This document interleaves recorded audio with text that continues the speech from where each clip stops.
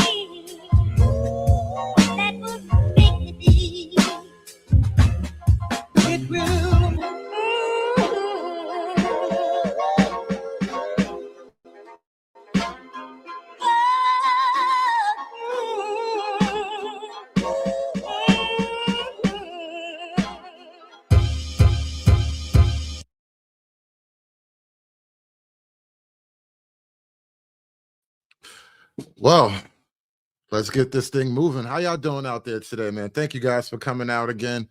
Please do hit that like button as we start these things up today. Got a little bit of I hope for you, an interesting show. You know, I've been focusing on some of these guys. I call them the progressive manosphere. You know, these guys deserve a title. And so I'm kind of just looking closely at some of their other work, their non-man-hating anti-masculine work. And so I came across a video from The Conscious Lee. Mr. Conscious Lee, he dropped a video, and I caught a snippet of it on the Twitter a week or two ago, and then I realized that that video is actually up on his YouTube channel in its entirety. And so I thought today would be a good day to kind of go through The Conscious Lee and his accusation that the white man is weaponizing time against black people. Yes, according to The Conscious Lee, the white man has weaponized time itself against you Negroes. No white person alive today was born being tarred or feathered or forced to quarter soldiers, but they still celebrate 1776 independence. Those same white people love to tell black folks that no black person born today was born a slave. Nobody today was born a slave master. And they say going back to 1860, 1863 is too far in the past. But 1776 is further in the past than 1865. This lesson will be about the trick of time. Yeah, ladies and gentlemen, The Conscious Lee wants to explore white people and their alleged trick of time. And then the funny thing about Conscious Lee, as I look closer at this guy, I realize I recognized him from somewhere. I picked up on this a while back, and I don't think I really talked about this really on air, but Conscious Lee is the shaclack clack nigga. Before death is eternity, after death is eternity, there is no death, there's only eternity, and I be riding the wings of eternity like, yeah, yeah, yeah, shaclack clack. That's the same guy. The Conscious Lee is the shaclack clack nigga. And I think that was technically like one of his original brushes with fame and stardom and whatnot. And you know, we have to take a look in the Wayback Machine to see where it all began, to figure out how he rose to greatness and how he came to this point where he is now accusing the white man of weaponizing time against the black people. Where did it all come together for this guy? You know, I found it, right? That made you go, Ain't it crazy that 2 days ago I almost went to jail and I'm here right now?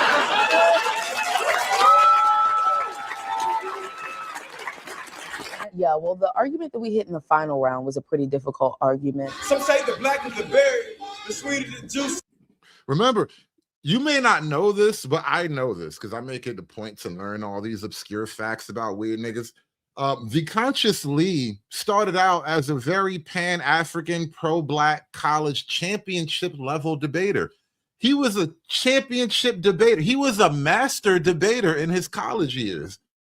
A dashiki wearing, long dreadlock having master debater.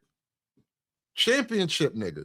I say the darker the flesh and the deeper the roots. I give a holler for my sisters on welfare. It's Tupac cares and don't nobody else cares. We've been debating against this argument all year. And I know they like to beat you down a lot. When you come around the block, brothers clown a lot. But please don't cry, dry your eyes, never let up. Now, I got to tell you, I've never been a debater of any significant level. Certainly not a master debater such as, you know, the Conscious Lee was back then.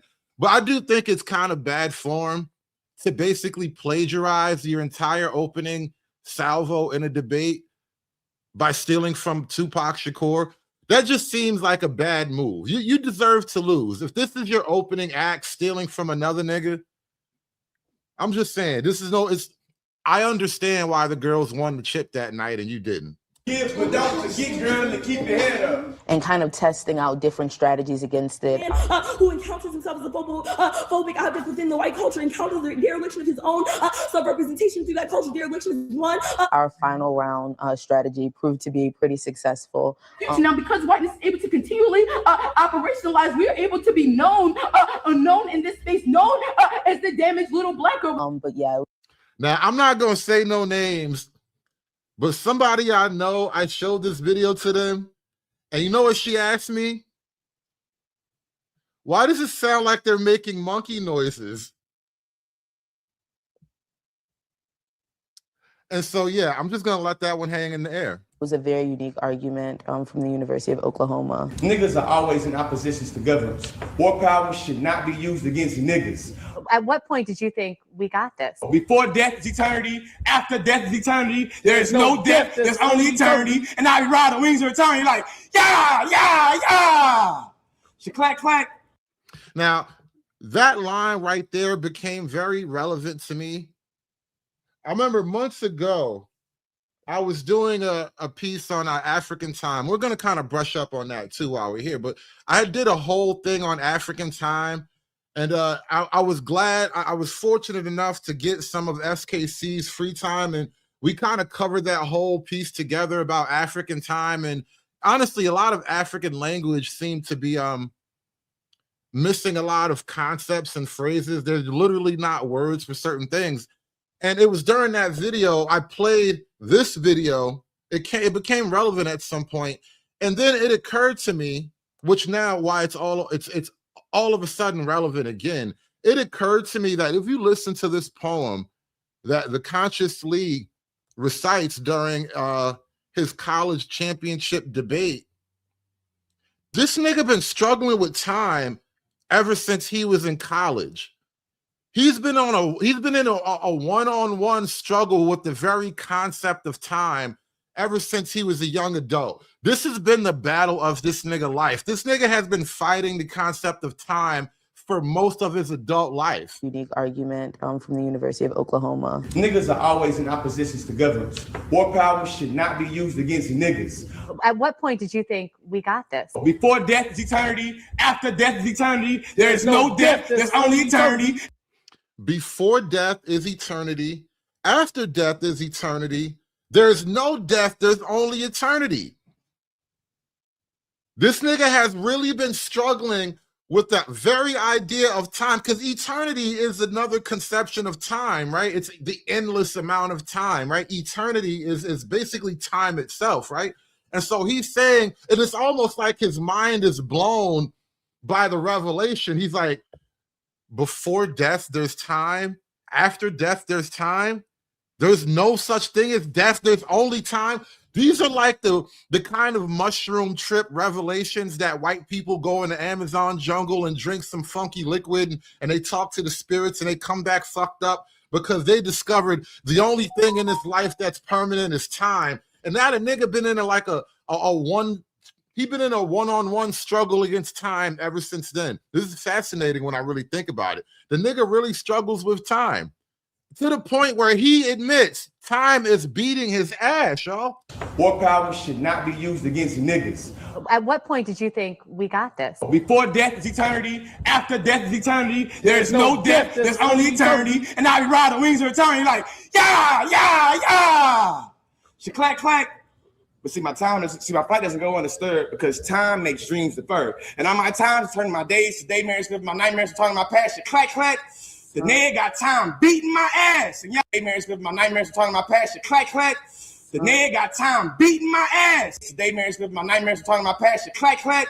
The nigga got time beating my ass. And the nigga been getting his ass beat by time ever since his entire adult life. Time just been left hook, right hook, uppercut, knee to the groin, elbow to the nose. Like time just been working this nigga out ever since he came into college, like his whole adult life, maybe since childhood. Maybe this nigga been fighting time his whole life, but I just thought it was a very, very revealing kind of moment for him, considering all the shit he about to talk about now.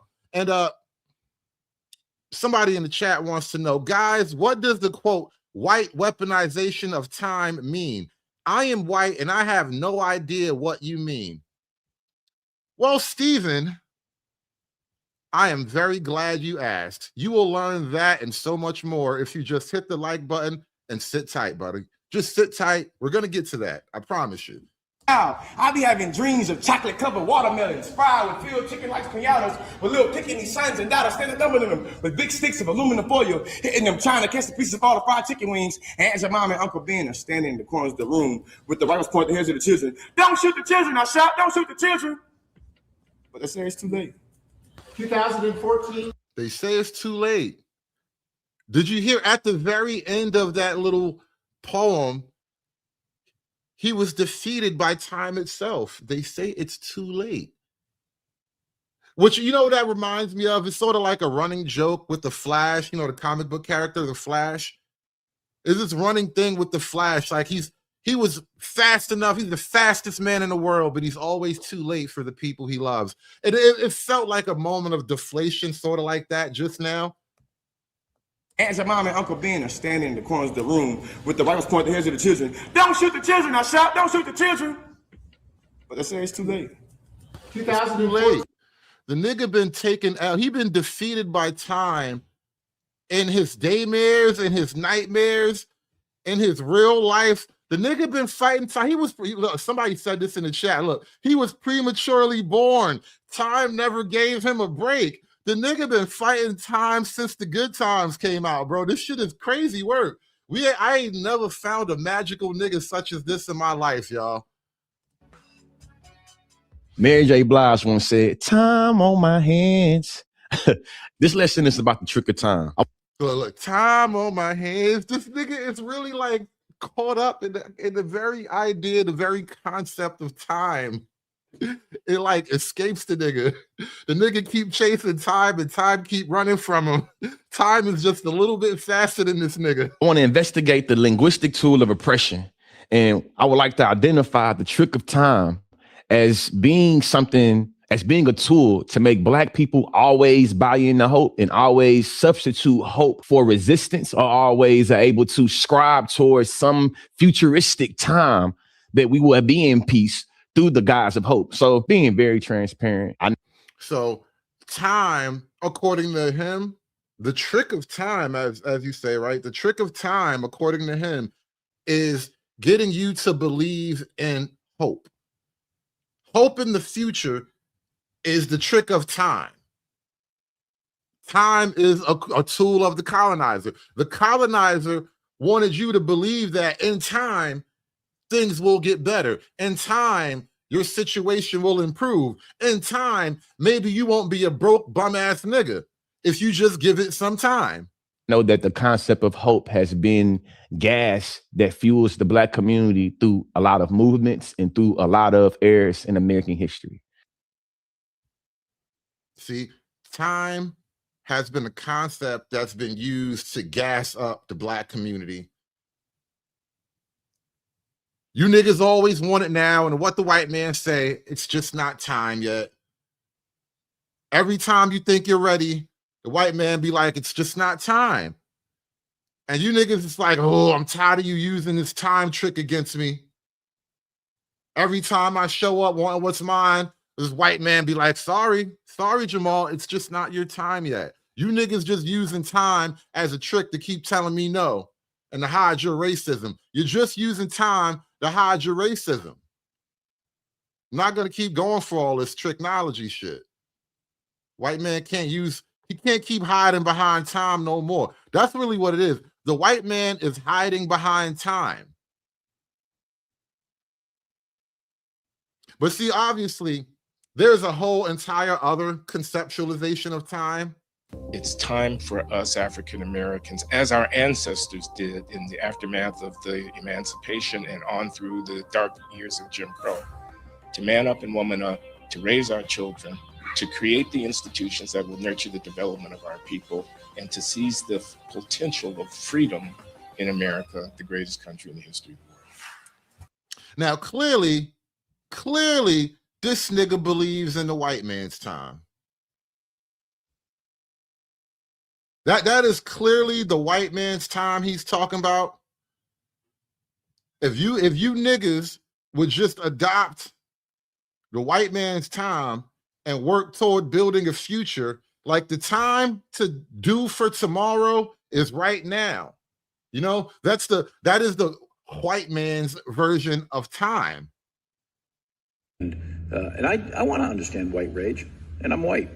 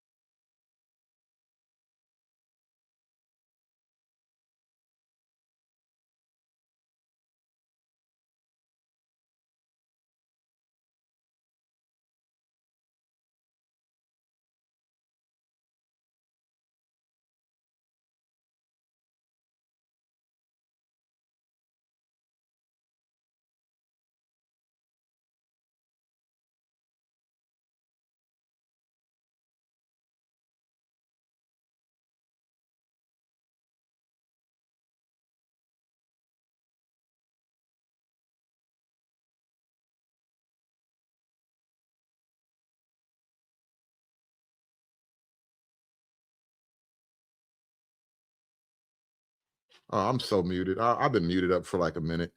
Ah, you know what's so funny? The clip, sometimes when you press a clip or whatever, it'll mute you up while you're talking, while the clip's talking, and then it's supposed to automatically unmute itself, and it won't do that sometimes. It's weird. But anyway, apologies. But we first encountered this problem of African time. Time has muted another black man. Hey, you can go to hell, all right? You can go right to hell and stay there as long as you want, all right? You take your time down there, goddammit. No, so what was I saying? No, we first encountered this concept of African time about like a year ago. This girl went on, this young African lady, she went viral on Twitter to she was explaining the philosophical reality of African time or whatever.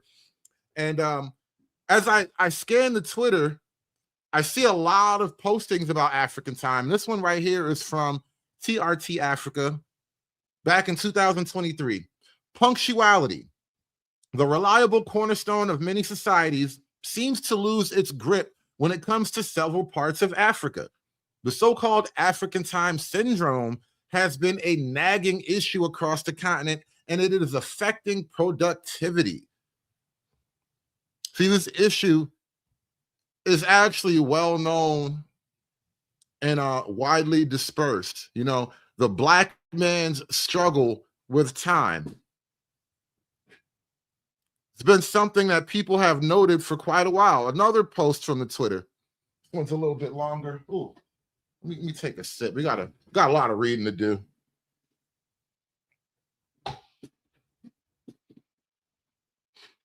The concept of time has a spiritual significance to the life of an African.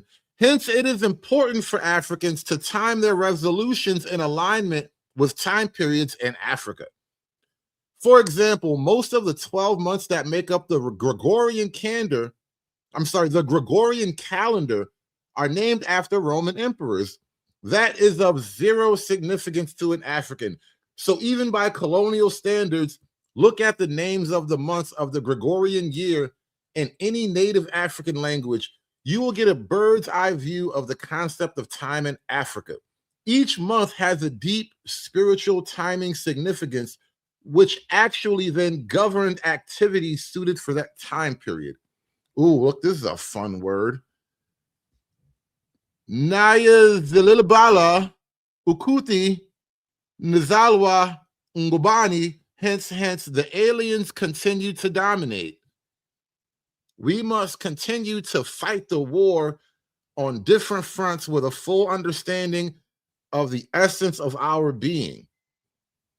There is also this colonial belief that Africans can't keep time, a belief that is even being internalized by Africans. This tends to get wholly pinned on behavioral characteristics, but the truth is that the time system we are operating under is foreign to our existence, and therefore our behavior is that of an adaptation. pre-colonial times, there is no highly elevated belief of Africans not being timekeepers. You see, even in this tweet right here, pre-colonial times, there is no highly elevated belief of Africans not being timekeepers. This is another expression of the white man weaponizing time against the black man. It wasn't until you niggas came to Africa with your clocks and your watches and your sundials and shit, all of a sudden you like, you niggas are late. You niggas ain't on time. You niggas got to be quicker than that. Another post from the Twitter. The notion of African time is not merely invoked by Western outsiders, but it is also acknowledged by many Africans, both approvingly and disapprovingly. Those who approve view the African attitude as a sanctuary from the wider capitalist and stress-inducing world. Disapprovingly, it is considered a hindrance to African economic growth. I have already shown the anecdote communicated by Onyocha, where African time, perhaps at its worst, was shown. To take a different example, a Ghanaian writer blames African time for impeding development in Africa. One of the main reasons for the continuing underdevelopment of our country is our nonchalant attitude to time and the need for punctuality in all aspects of life. The problem of punctuality has become so endemic that lateness to any function is accepted and explained off as African time. You see, there's a lot written there. I don't want to read the entirety of it, but you get the gist. There's a lot going on here. Let me read some more. The African Conception of Time, from Polish author Richard Kapinski's book, The Shadow of the Sun, about his time in Africa.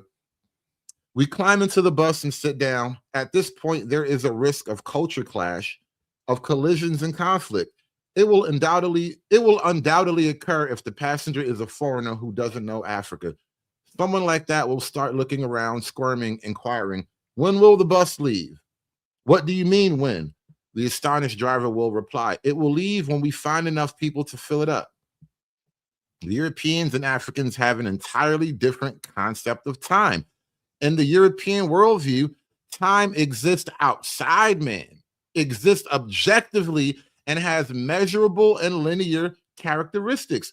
According to Newton, time is absolute. Absolute, true mathematical time itself. And from its own nature, I'm sorry, look, let me start that over. Absolute, true mathematical time of itself and from its own nature, it flows equably and without relation to anything external. Where have I heard that before? But see, my flight doesn't go undisturbed because time makes dreams deferred. And on my time is turning my days to daymares, my nightmares returning my past. Clack, clack. The nigga got before death is eternity, after death is eternity. There is no death, there's only eternity. And I be riding wings of eternity like, yeah, yeah, yeah. Clack, clack.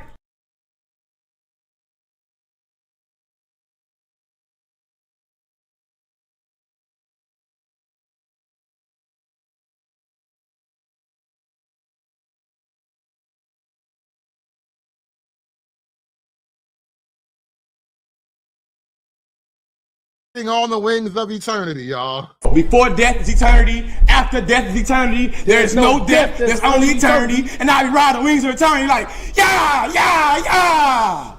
Clack, clack.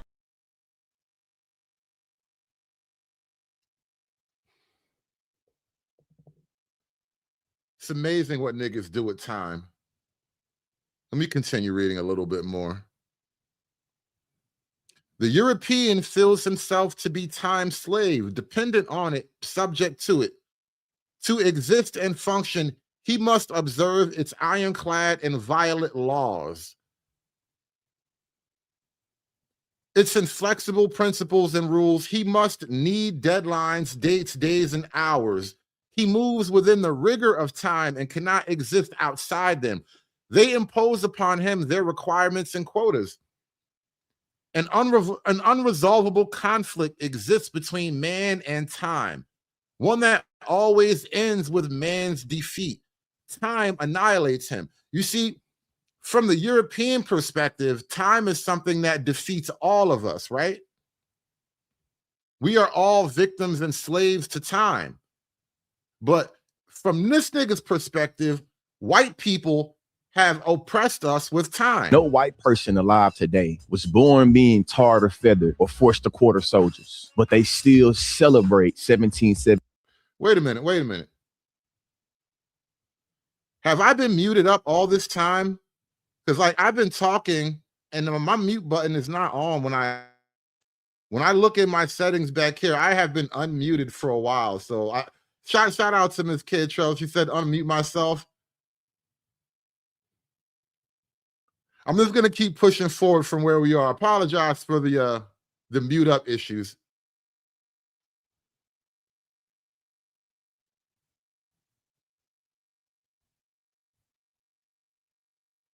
76 independence. Those same white people love to tell black folks that no black person born today was born a slave. Nobody today was born a slave master. And they say going back to 1860, 1863 is too far in the past. But 1776 is further in the past than 1865. This lesson will be about the trick of time. So again, from the white man's perspective, time defeats us all. But from this nigga's perspective, the white man is oppressing us with time. And it makes sense if you consider that, and he may not understand this about himself even, but he seems to be suffering what we all collectively know now as African time. The conscious Lee, whether he understands it or not, the conscious Lee is an unknowing victim of African time.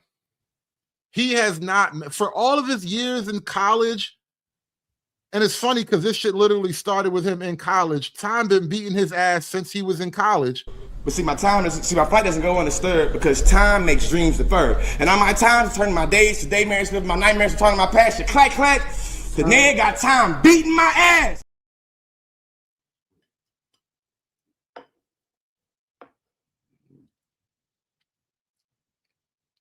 I'm sorry, I'm over here trying to sneak some food while I'm doing the show. But he's been fighting time all this time, and he has no idea what he's up against. He thinks it's the white man that's his problem.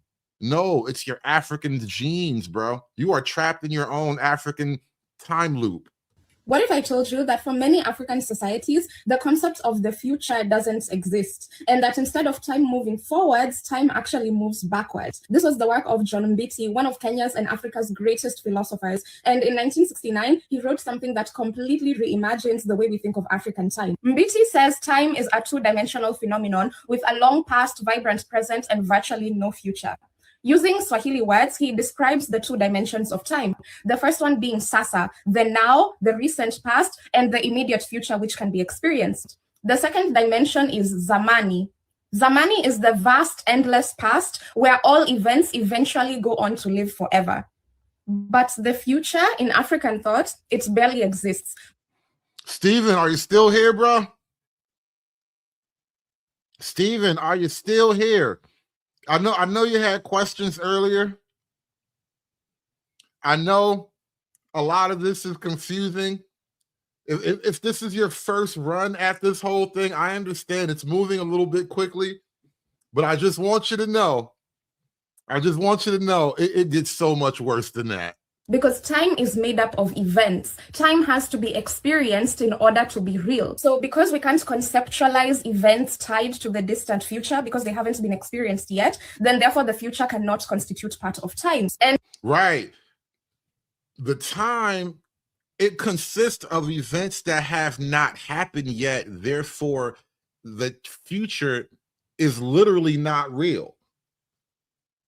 If it hasn't happened, if it hasn't been constructed, if it hasn't been done, then it's literally not real. It's like a fairy tale. Time is effectively mythology. And if you think about it, right, from the European perspective, mythology is you from this moment in time looking back at what was, right?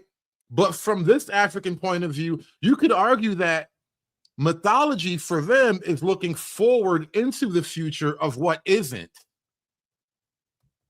Experienced in order to be real. So because we can't conceptualize events tied to the distant future because they haven't been experienced yet, then therefore the future cannot constitute part of time. And this is why, according to Mbiti, African languages, at least the East African Bantu languages that he studied, don't have a word to describe the distant future. In African time, according to Mbiti, events create time. Seasons, ceremonies, a conversation. Events create time. Now, earlier when I was joking about the conscious Lee, and he's like, oh, the white man won't never give me my propers, and the white man be like, Jamal, it's just not your time yet. See, from conscious Lee's perspective, the white man decides when it's time. Time just doesn't happen. You make it happen. You decide now is the time to give a nigga his reparations. Don't you think it's about time you gave me my money? It's literally a line from a movie. That is literally a line from like what was it, Boys in the Hood, where Sam Jackson was like, don't you think it's about time you gave me my money? But see, my flight doesn't go undisturbed because time makes dreams deferred. And on my time to turn my days to daymares, live my nightmares, to turn my past to clack clack. The nigga got time beating my ass. Those moments produce time, and people produce as much time as they need. An example that Mbiti uses from the communities that he studied is that a year is measured based on 4 seasons, 2 dry seasons, 2 wet seasons. So a year is only over when those 4 seasons have taken place. So a year could take 365 days, 390 days. It doesn't matter the number of days in a year. What matters... Shout out to the audience. It was Menace to Society. I have been corrected on my Black culture. I am shamed. Is that the 4 seasons have taken place. And this is in contrast to the Western view towards time, where time is a commodity, something that can be spent, saved, wasted, or lost. And according to Mbiti, this is why if foreigners come to Africa and they see people sitting under a tree, they would remark that, okay, why are these people wasting so much time? But in African thought, that sitting under a tree is not wasting time. It's either waiting for time or producing time. If you've ever been in any rough neighborhood, any sketchy part of town, you know it's a sketchy part of town when adult men are just standing in front of stores. There's a bunch of grown-ups hanging out in front of the liquor store, in front of the corner store. Some kid's bike laying off to the side. That's one of their cars. If you ever noticed that phenomenon, those niggas are making time and or waiting for time to happen to them. Yes, we was time producers and shit. The store is the tree. This nigga sharp. See, you've been here before. I know your name in 8 ways. You've been here before a while. You've been here long enough to understand. You're pretty quick with it right now. But the store is the conceptual tree in this metaphor. The niggas in front of the store are the equivalent of the niggas sitting under the tree waiting for time to happen. Or eventually they will just make time from there. When come to Africa and they see people sitting under a tree, they would remark that, okay, why are these people wasting so much time? But in African thought, that sitting under a tree is not wasting time. You know what I just realized? You know that song? Time is on my side. Yes, it is. Time is on my side. A black person could have never conceptualized that song. Those lyrics would have escaped niggas to this day. Niggas could have never thought of that type of thing. I just realized that that's literally what we're up against right now. Niggas could have never actually sat down with 1,000 hours, with infinite time on their hands, would have never conceptualized time is on my side. That's literally what we're up against. She's explaining why the black mind could not have imagined time is on my side. Like, nope. Time is going to come and beat your ass, nigga. That's what time's going to do. Time ain't your friend. Time is not your friend. Time is not your ally.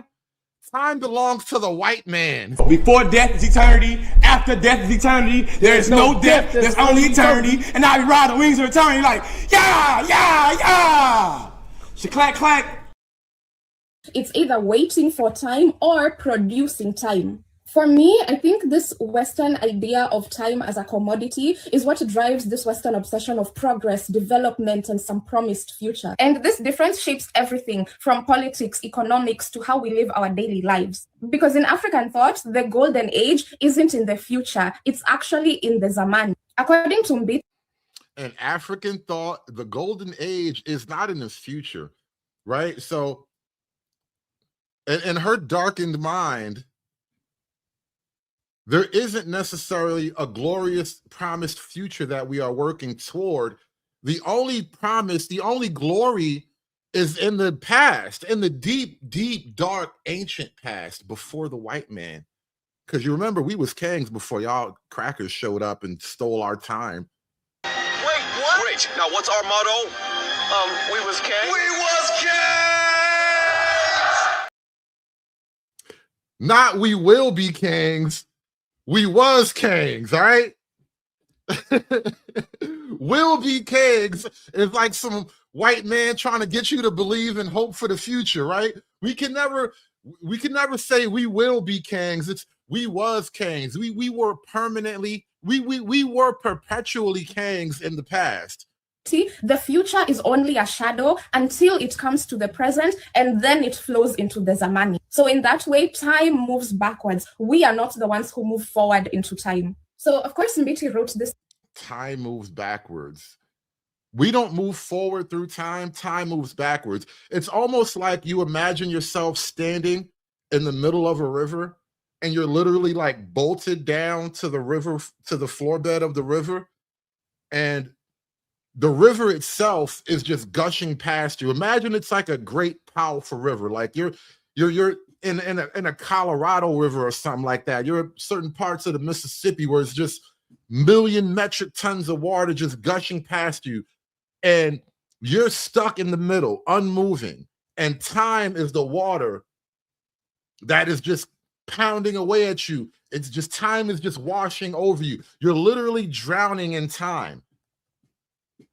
It's actually in the Zaman. According to Mbiti, the future is only a shadow until it comes to the present, and then it flows into the Zamani. So in that way, time moves backwards. We are not the ones who move forward into time. So of course, Mbiti wrote this from a theological point of view because he was trying to explain the nature of African religion. But my main takeaway from the parts of the book that I've read is that unlike Western cultures and religions with end of the world myths, African time has no end. Seasons, years, birth, marriage, death, it's all a cycle. Asante. African time has no end. It just goes round and round and round.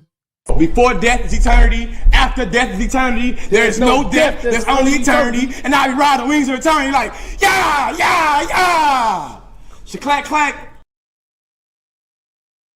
No white person alive today was born being tarred or feathered or forced to quarter soldiers, but they still celebrate 1776 independence. Those same white people love to tell black folks that no black person born today was born a slave. Nobody today was born a slave master. And they say going back to 1860, 1863 is too far in the past. But 1776 is further in the past than 1865.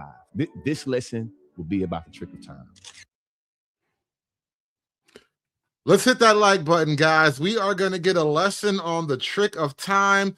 Steven, this is your moment. I hope you've been taking notes. Do me a favor, like, share, and subscribe. And throw $1 in the hat while you're at it. Give me the money. Give me the money. For, oh, well, I would do it. Give me the money. Although I am a Negro struggling with the concept of time, I'd still like to be paid for my time.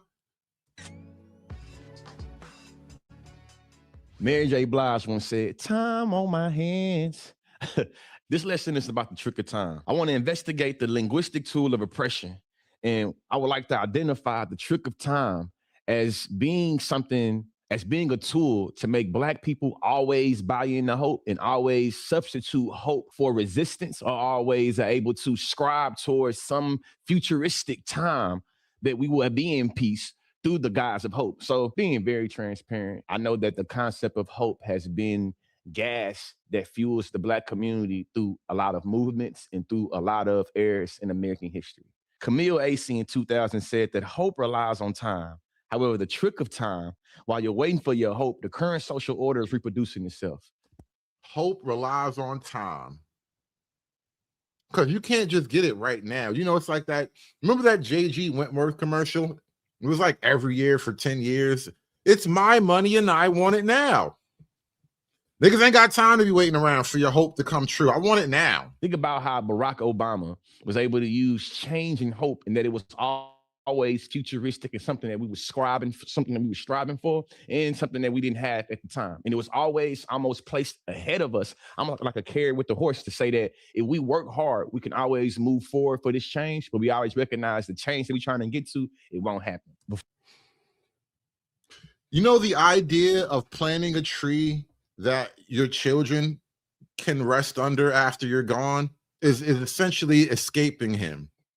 There is no future. There's only the ever-present now. And maybe the time that has already passed, but the future is not real. Before I get any more philosophical with y'all, this video from James Baldwin. He think he getting philosophical. This nigga think he getting philosophical. If you think I'm here to play around with y'all, goddamn I'm not. All right. It won't happen. Before I get any more philosophical with y'all, this video from James Baldwin does a great job of contextualizing what I'm getting into and what I'm indicting. Roll the clip. What is it you wanted me to reconcile myself to? I was born here almost 60 years ago. Now, I think he is about to actually give us more evidence that all of these, quote, Black intellectuals, they struggle with time too. These niggas are all time illiterate. They have, like, I don't know, time blindness or something. They look at the clock and it's like dyslexia where all the numbers are just running around in a circle. I'm not going to live another 60 years. You always told me it takes time. It's taken my father's time, my mother's time, my uncle's time, my brother's and my sister's time, my nieces and my nephew's time. How much time do you want? Everybody got all this time except for the Black man. Nigga, time dyslexic. How come you white people got all this time and you don't give none to the Black man? You ain't give my sister no time. You ain't give my brother no time. You gave my daddy some time, but that was like 25 years in the state penitentiary. That don't count. For your progress. Anthropologist Johannes Fabian argued that Western modernity used time as a way to deny the humanity of colonized people. Western modernity uses time to deny the humanity of colonized people. I'm not just pulling this shit out of my ass because I'm a funny guy with a microphone. The nigga literally standing on the idea that white people are weaponizing time. It's like time is like it's like Mjolnir or something. It's Thor's hammer. And the white guys just smacking you niggas upside the head with Thor's hammer every day. Like, these niggas really believe that the white man has weaponized time against you. Like, of all the things that white people doing, you really think they got time to be fucking around with time just to slow your ass down? Like, that's a lot. Can a nigga live? Can a nigga live, please? How much time do you want for your progress? Anthropologist Johannes Fabian argued that Western modernity used time as a way to deny the humanity of colonized people, positioning them as primitive or native, justifying their domination. When we talk about time, it's usually through a neutral and objective lens that make it where anybody can conform to, or everybody has a fair transaction to how time is operating or how time is structured. Is time structured in a different way for different people? Do, like, some people have like the alpha version of time and then others get like the beta version? And how is time structured? Do you not believe in like seconds, minutes, and hours? Do you not believe in days, weeks, months, and years? What does he mean when he talks about the structure of time? And shout out to Chocolate Bunny with the 333 for the Panna. Now that you put some money in the pot, I gotta find time for a panel. Blame Chocolate, y'all. She is trying to make me find time for a panel because she knows I need that money. I need that money. Calvin Warren and this anthropologist Fabian is calling into question how Western society has been able to deem indigenous societies, African societies as being primitive with their linear idea of time. I know that. Yes. People who think that time goes off into the future and you can plot things into the future and you can live today for a better future, they tend to do better. They tend to be more creative, more technologically advanced than people who believe that time is an ever-present circle of the now. From my more Afrocentric Pan-African days, I was always taught about the distinctions between cyclical thinking and linear thinking. And again, when he says his more Afrocentric Pan-African days, we know literally the time he was talking about. This is when time was first beating his ass. But see, my flight doesn't go undisturbed because time makes dreams deferred. And on my time to turn my days to daymares, live my nightmares to turn my past to clack. The nigga got time beating my ass. How Europeans always puts us on a linear time that says that in order for us to get to 7, we have to go through 4 and 5 and 3 and 2 and 1. And this nigga don't know the way to 7. Cyclical thinking and linear thinking, and how Europeans always puts us on a linear time that says that in order for us to get to 7, we have to go through 4 and 5 and 3 and 2 and 1. Not only did you move linearly, you moved linearly away from the number 7. You totally skipped a step, which means you're actually off the path. This nigga does not know how to get to the number 7. He really is time dyslexic. The nigga said in order to get to 7, you got to go from 4, 5, 3, 2, and 1. Totally skipped the number, by the way. Totally skipped the whole number and then went in the wrong direction. You was already at 7, my nigga. And a lot of times that is what they use to justify colonization or justify slavery. I.e., if you enjoy YouTube or you enjoy this phone or you enjoy that TV that you're watching this on, you have to accept the necessary evil of slavery and colonization, because if it wasn't for that, we wouldn't even be able to enjoy YouTube. Yes, it's an unfortunate reality. And this is why I say shout out to the ancestors, man. Shout out to the slave ancestors. Them niggas took a lot of shit so I could be here right now talking shit about a time dyslexic nigga on this technologically advanced platform that we got. If it wasn't for the slaves taking all of that shit, I would not be here right now making fun of niggas with time dyslexia. That's how time works, bro. You just got to accept it. The slaves took a big L for us to be here right now. Or you enjoy this phone or you enjoy that TV that you're watching this on, you have to accept the necessary evil of slavery and colonization, because if it wasn't for that, we wouldn't even be able to enjoy YouTube. You wouldn't even be able to enjoy podcasts. And this is how the trick of time works. Think about it like this. When Martin Luther King was asking and demanding for fairness and demanding for equality and saying we need civil rights, there was white folks that told him he was asking for too much, too quickly. Now we were told, I was told from 2019, from 2022, especially by white conservative. Now, notice he went from Martin Luther King's era, which arguably civil rights issues were more relevant back then, to now, where Black civil rights issues are the least relevant issue on the docket. MAGA on TikTok, and especially on TikTok and Twitter, that I was being stuck in the past and that I was making myself a victim. And anytime I want to talk about oppression, I had to use these tropes of the past from the 1950s and 60s. Which you literally just did by standing on Martin Luther King and then immediately jumping into today.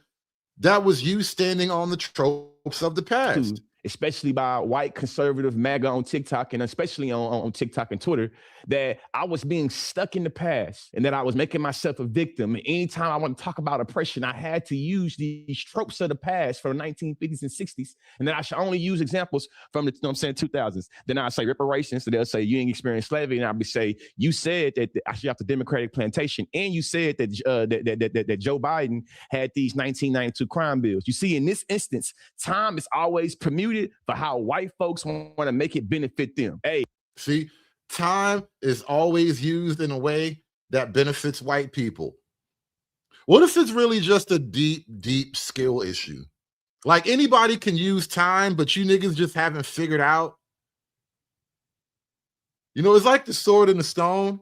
Anybody can go up there and try to pull the sword out the stone, but only the white man has accurately pulled time out of ether. And you niggas are trying to pull time out of the ether and you just can't do it. When we start talking about slavery, we bad. We're going too crazy with it. But when they want to talk about slavery, you have the Democratic plantation, it's seen as being a nice little cool euphemistic thing they can say. They always are able to chastise and yeah, because you be talking about actual slavery like it's really real, and they're telling you to stop having a slave mind when you're not an actual slave. Mute time in a way that make niggas always up under it. It reminds me of this little poem I did, you know what I mean, when I was in college. It's been a while. Shout out to Saul Williams. It started off and said, if I can find the spot where truth echoes, I will stand there and whisper memories of my children's future. I will let their future dwell on my past so I might live a brighter now. Now is the essence of my domain, and it contains all that was and will be. I am as I was and will because I am and always will be that nigga. I am that nigga. This is college poetry. Hold on, we gotta run that back. Hold on. College poetry, y'all. Saul Williams. It started off and said, if I can find the spot where truth echoes, I will stand there and whisper memories of my children's future. I will let their future whisper memories of my children's future. These niggas write poems about not understanding how time works. Hold on. Do you understand why I'm struggling? It's been a while. Shout out to Saul Williams. It started off and said, if I can find the spot where truth echoes, I will stand there and whisper memories of my children's future. I will let their future dwell on my past so I might live a brighter now. Now is the essence of my domain, and it contains all that was and will be. I am as I was. Now is the essence of my domain, and it contains all that I was and will be. I am all that I will be right now. It started off and said, if I can find the spot where truth echoes, I will stand there and whisper memories of my children's future. I will let their future dwell on my past so I might live a brighter now. Now is the essence of my domain, and it contains all that was and will be. I am as I was and will because I am and always will be that nigga. I am that nigga. I am that nigga. I am that timeless nigga that spins on pendulums like vines through. Did he just say the timeless nigga? Was that a reference to the immortal Pookie? He said, I am that nigga, that timeless nigga. This is an immortal Pookie poem. Live a brighter now. Now is the essence of my domain, and it contains all that was and will be. I am as I was and will because I am and always will be that nigga. I am that nigga. I am that nigga. I am that timeless nigga that spins on pendulums like vines through minds of booby-trapped minds that are enslaved by time. I am the life that supersedes lifetime. I am. It was me with the serpentine hair and a timeless stare that turned mortal fear into stone time capsules that still exist as the Walking Dead as I do. The original symbol of life, the matriarchal seven-head Medusa, I am. I am that nigga. I am that nigga. I am that nigga. I am a Negro, yes, Negro from necro meaning death. I overcame it, so they named it after me. And I be spitting that death from behind, putting kick me signs on his back because I'm not the son of Clack Clack. I am before that. He is not the son of Clack Clack. He is before that. Bro, this is the most complicated nigga babble poetry I've ever. I really gotta isolate this and go over it like in my off hours. I might have to write this shit down and really properly conceptualize how retarded it is. Girl from necro meaning death. I overcame it, so they named it after me. And I be spitting that death from behind, putting kick me signs on his back because I'm not the son of Clack Clack. I am before that. I am before. Before death is eternity. After death death, there's eternity. There's no death, it's only eternity. And I'll be riding the wings of eternity like, yeah, clack, clack. But see, my flight doesn't go undisturbed because time makes dreams deferred. And this nigga really, he really did the whole post. First of all, you stole that line from a nigga better than you, from a nigga more retardedly creative than you. You stole that line, and then you used that line in your debate as if it was your own bars. This is the most uncreative, stealing, retarded nigga I have ever seen before. If you're gonna be tarded, you could at least be original. That's the one thing about being tarded, bro. Most of the tarded people are tarded in their own unique snowflake way. How you gonna steal a whole other nigga tarded flow? This is amazing. I am before death is eternity. After death, there's eternity. There's no death, it's only eternity. And I'll be riding the wings of eternity like, yeah, clack, clack. But see, my flight doesn't go undisturbed because time makes dreams deferred. And I relive all my time, reliving my daymares, reliving my nightmares of what time of my passion, clack, clack. Time is beating my ass. And I be having dreams of chocolate-covered watermelons fried, like fried chickens and piñatas with little pick-me sons and daughters standing up under them, hitting them, trying to catch the pieces of falling fried chicken wings. And Aunt Jemima and Uncle Ben are standing in the corners of the room with their rifles pointed at the heads of the children. Don't shoot the children, I shout. Don't shoot the children. But they yell it's too late. They've already been infected by time, but they need more time. So they start shooting at the children and killing them 1 by 1, 2 by 2, 3 by 3, 4 by 4, 5 by 5, 6 by 6. But see, my spirit is growing 7 by 7, faster than the speed of light, because light can only penetrate what's already there. And I'm already there. I'm here. I'm here at the end of the road, but it's the beginning of the road beyond time. But my nigga.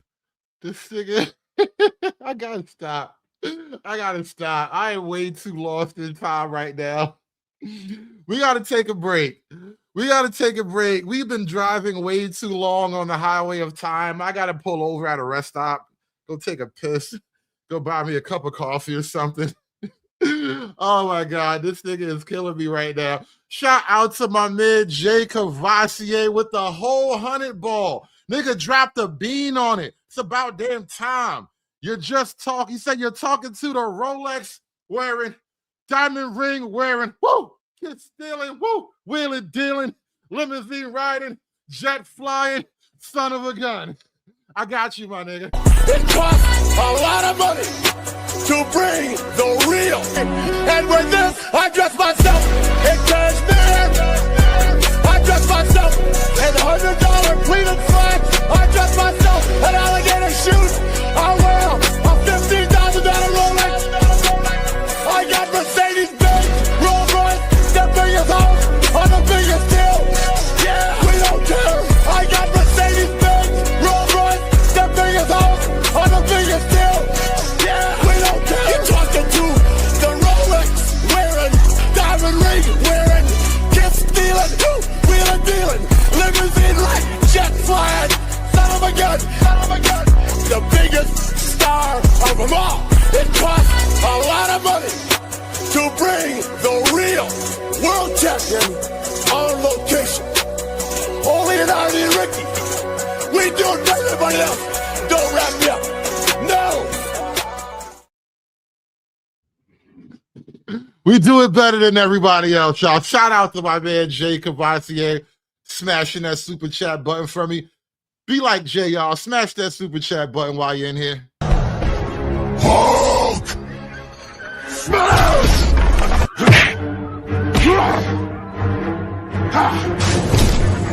Smash you!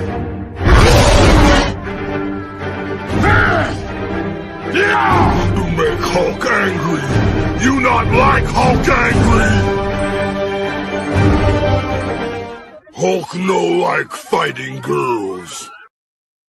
Hey, American man, you know what? I'm gonna give you a little bit of inside politics, right? I'm gonna give you some inside baseball. I really can't run that back. That's why it's kind of a money drop. It's literally a money drop because every time I play that drop, Ric Flair asks me for $5, nigga. I can't do it. Every time I play that drop, Ric Flair be like, "Don't you think it's time you gave me my money, nigga?" I swear to God, Ric Flair be striking me every time I run that drop. So I gotta save that drop until it's worth the money. I can't run that drop until I got Ric Flair's money, y'all. That's the only way I could use that drop on the show is if I got Rick's money. And you better have Rick's money. That nigga like 75 and he's still body slamming niggas.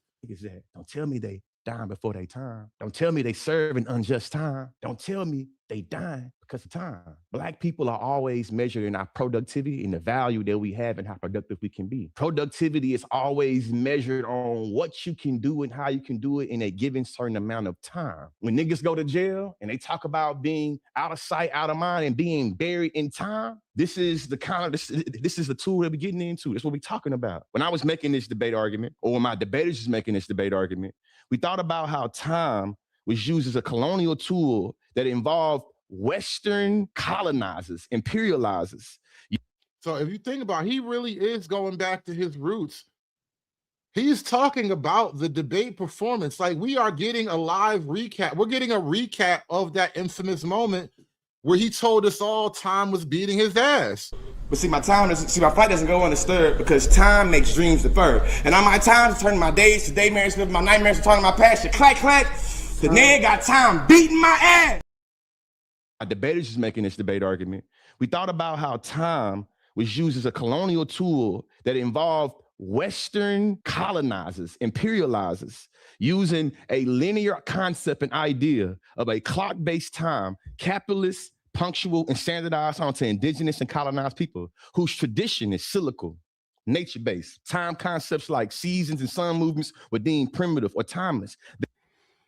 So the white man's time is linear, going off into an indefinite future that never necessarily ends, whereas the African time is cyclical and that it never necessarily ends either, but it's always going in a circle. It never goes forward.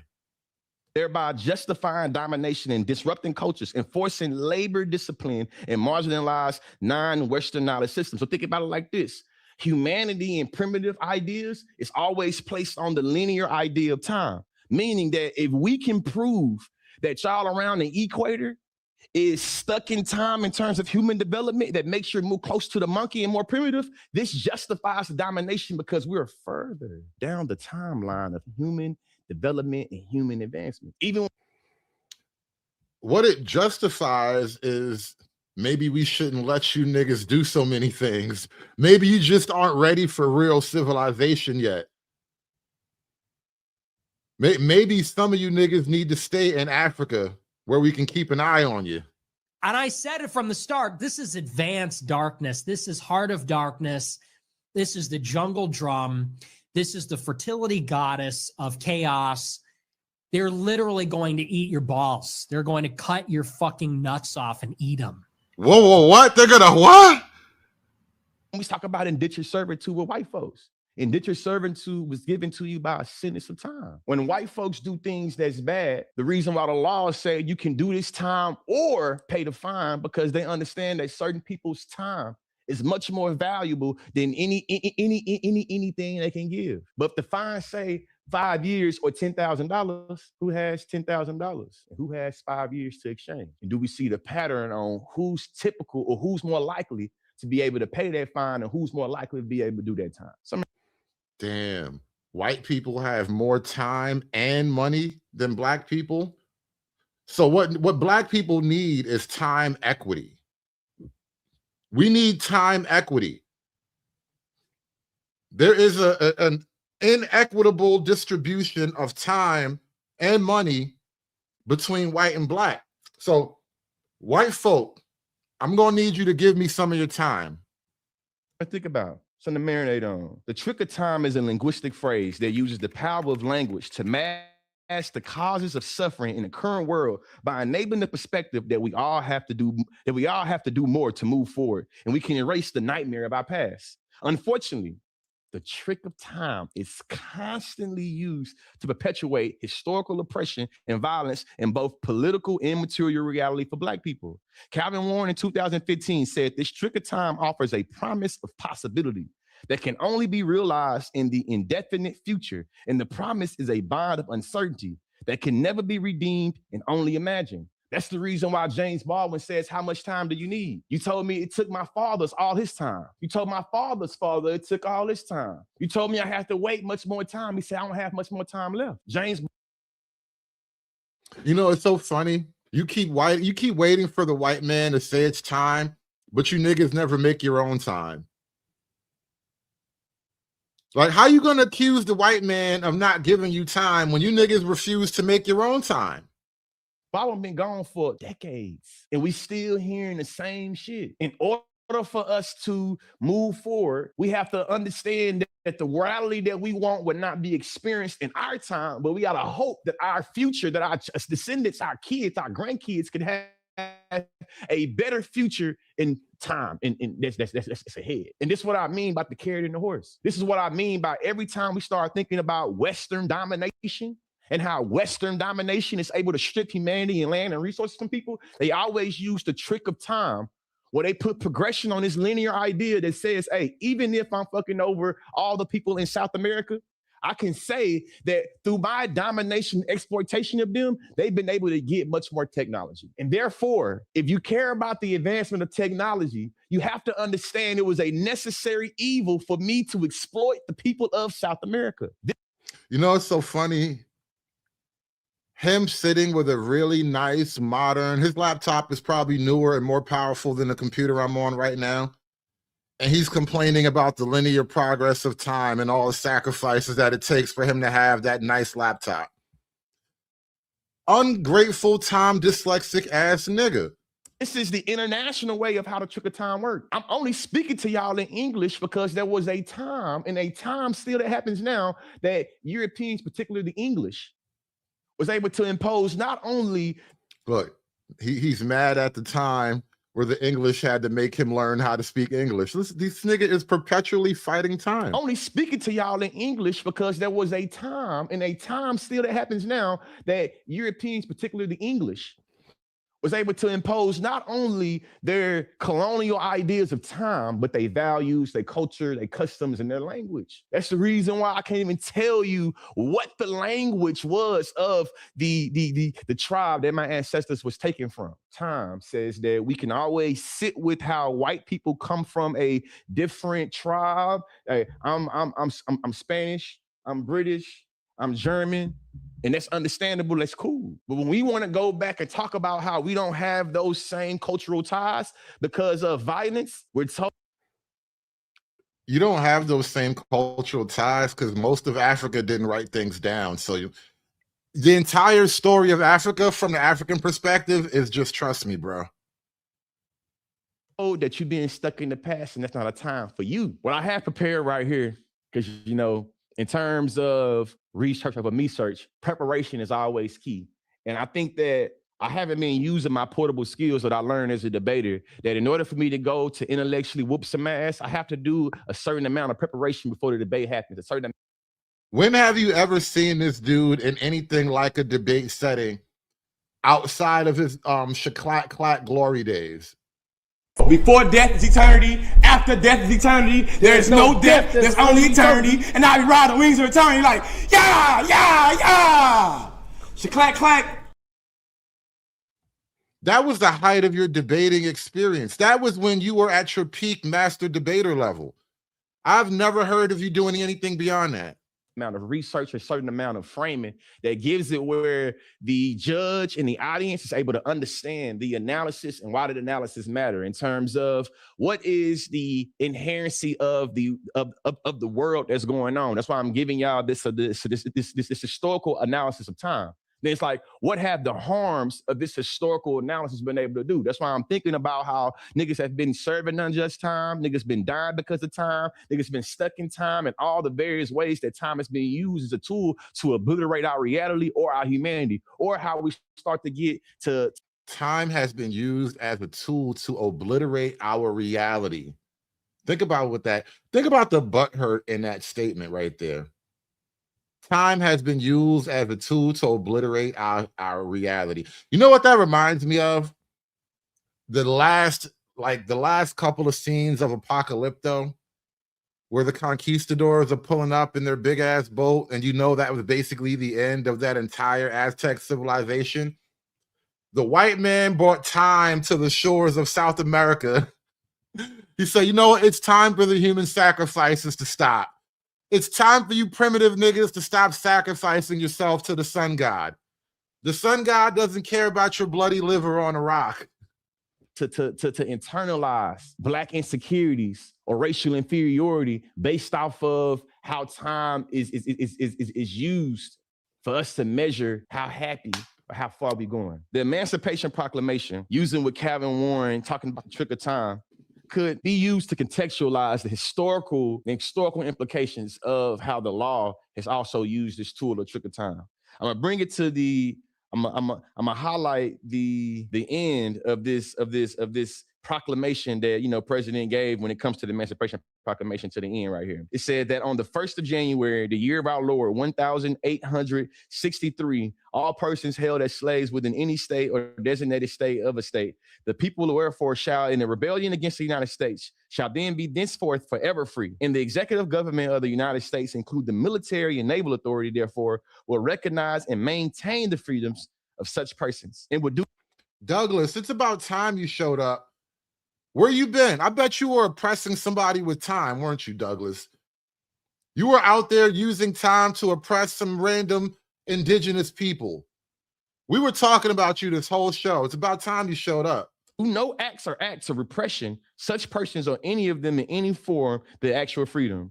Warren reminds us that it did not work. The logic of the political linear temporality, the biopolitical futurity, the perfection, the betterment, the redress, sometimes Black suffering, progress, and perfection are worked through the pained Black body, and any recourse to the political and discourse of hope will ultimately reproduce the very metaphysical structures of violence that pulverize the Black being. In Calvin Warren's work, he talks about how this essay considers Black nihilism resists the emancipatory rhetoric that assumes it is possible to purge the political of anti-Black violence and advances political apostasy as the ethical response to Black suffering.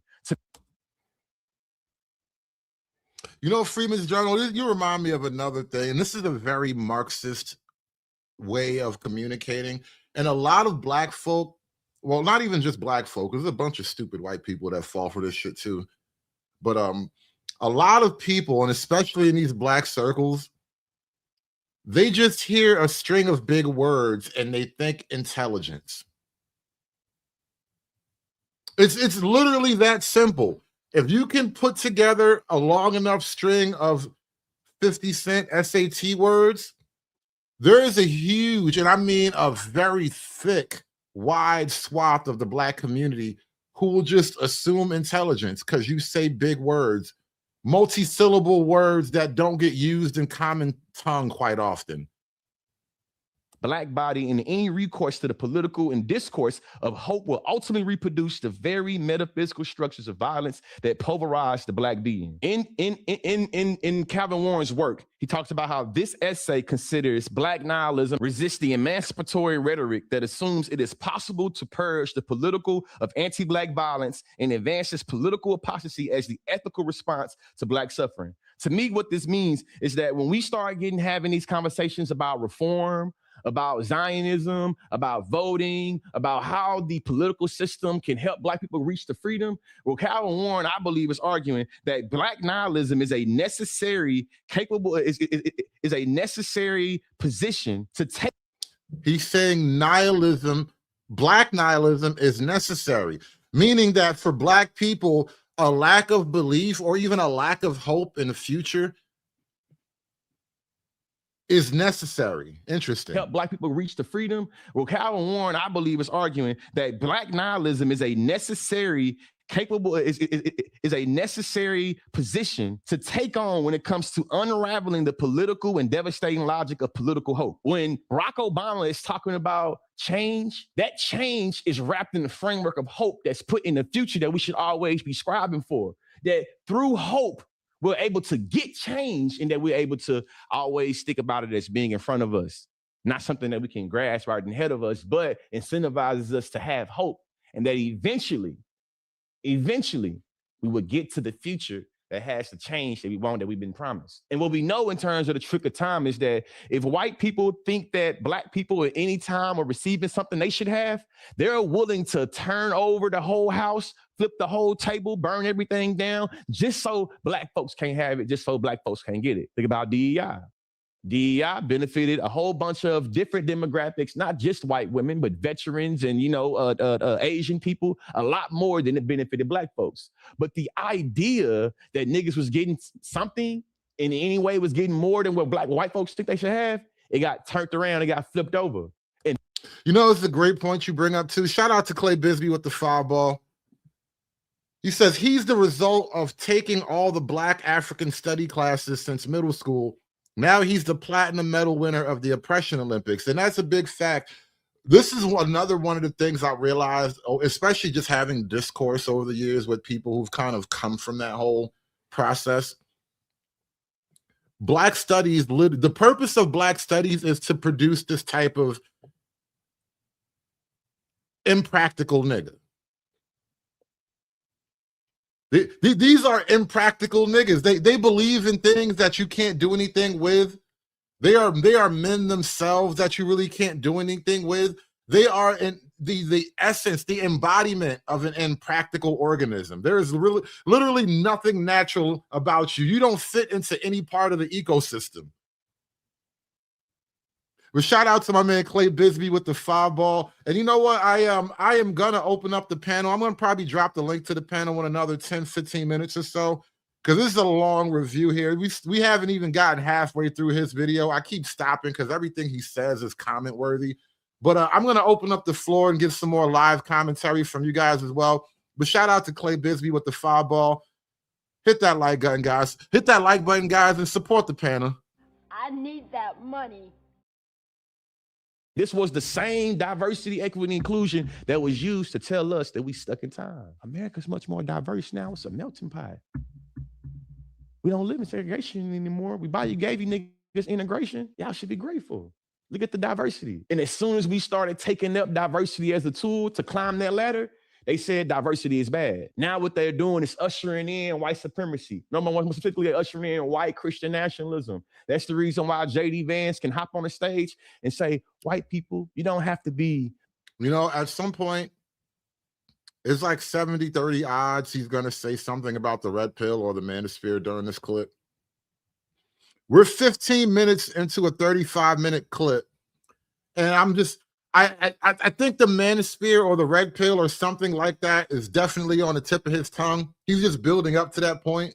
Ashamed of being white anymore. You don't have to feel bad about being white anymore. In what time has white people not been able to dominate politically, socially, economically in America? At what time was the judicial, legislative, or executive branch not predominantly white? At what time has white history not have been a part of the core curriculum? At what time has white people had to, protest and rally to get justice because a person was white? What time? I can't think of the times that black people will call unique victims, even so far as say that we were creating situations for us to be victimized in. Let's play this video first. You mean like the, what was her name? Rosa Parks creating a situation to be a victim in? Like the Rosa Parks event.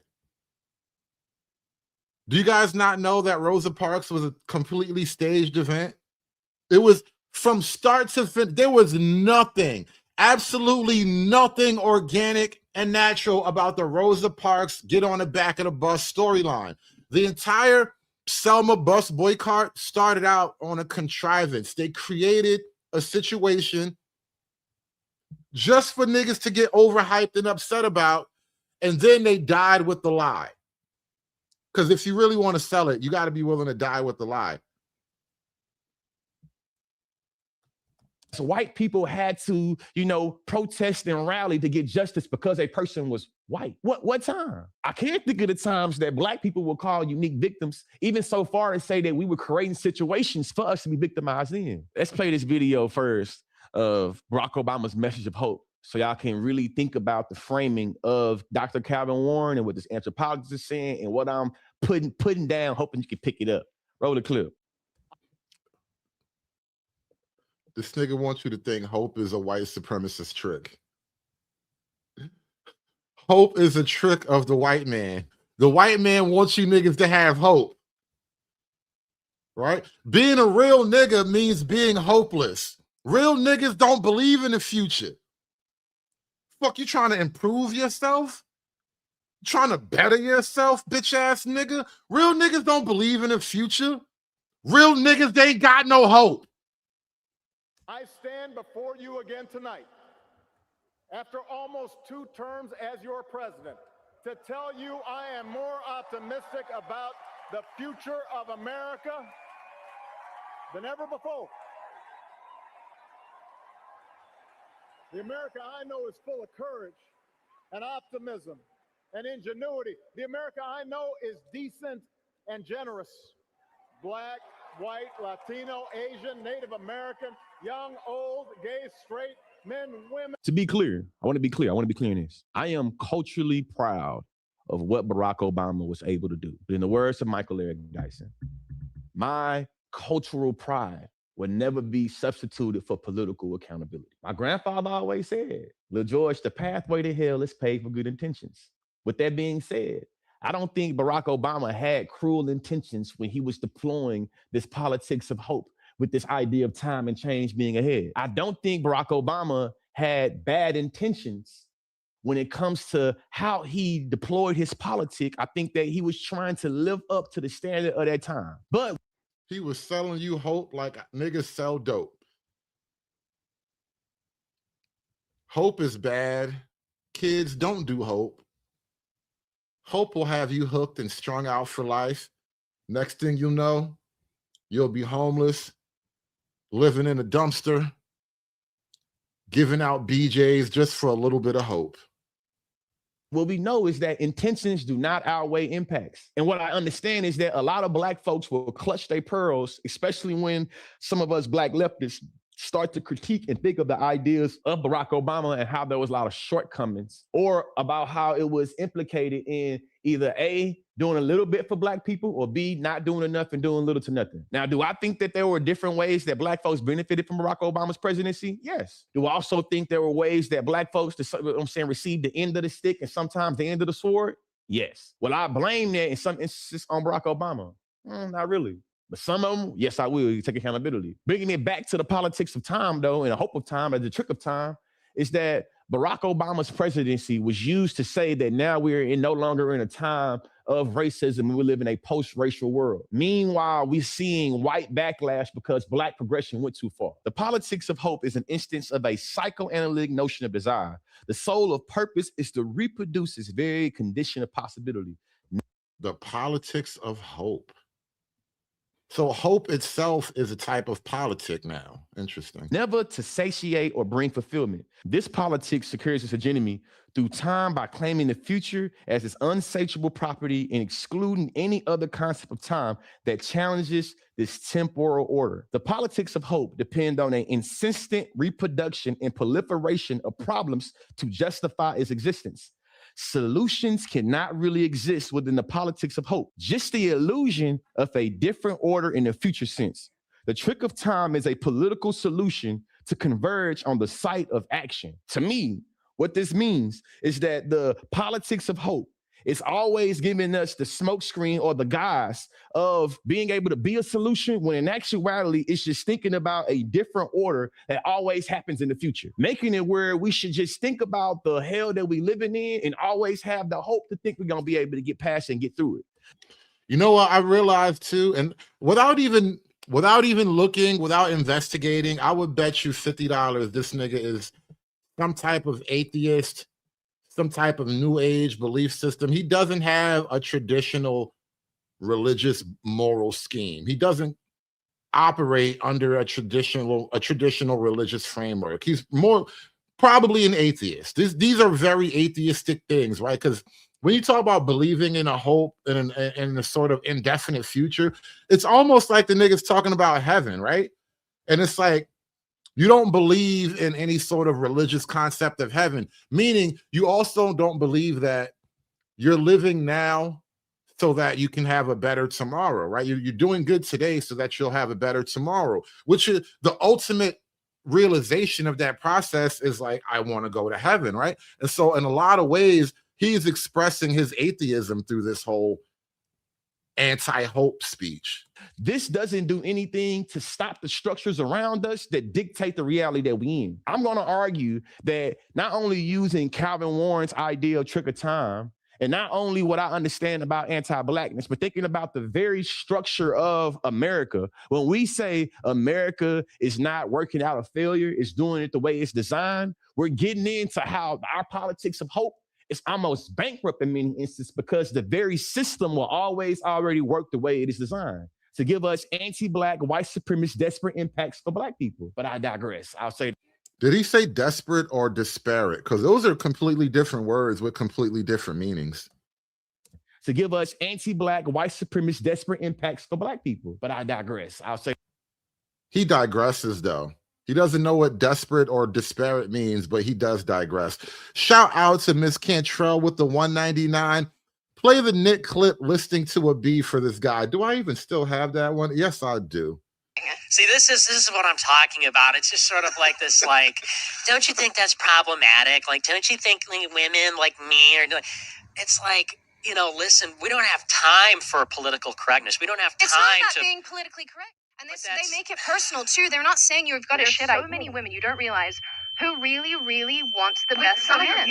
Again, you might alienate a lot of people who would otherwise. And I simply don't understand this. Oh, you know, let's sort of push women to maybe the corner in something. Is that not problematic? I do know many of your views on women, which I find abhorrent. I'm going to be honest. I have to question what kind of a person who's had no experience with women is in a position to you know, basically promote these ideas.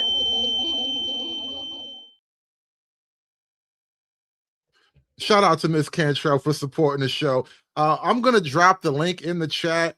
Shout out to my man, Jay Cavassier. Basically paid all the pan attacks for today, so I'm not even going to be extra with it, but I appreciate you guys' support. Please do support the panel. The link is in the chat. If you want to help me live review some more of this content, please feel free to hit the link. We are talking about white people weaponizing time, featuring the one and only master debater himself, the Conscious Lee. But see, my flight doesn't go undisturbed because time makes dreams deferred. And on my time to turn my days to daymares, my nightmares to turn my passion. Clack, clack. The nigga got time beating my ass. That for another video, man.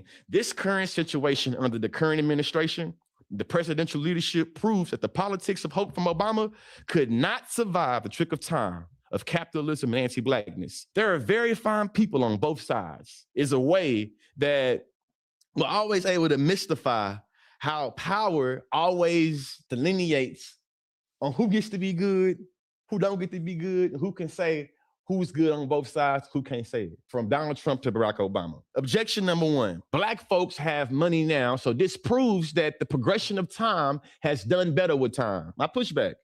Perry in 2024 said that while housing equity increased for Black households, other components to wealth building, such as corporate and business equity, did not, exacerbating the racial.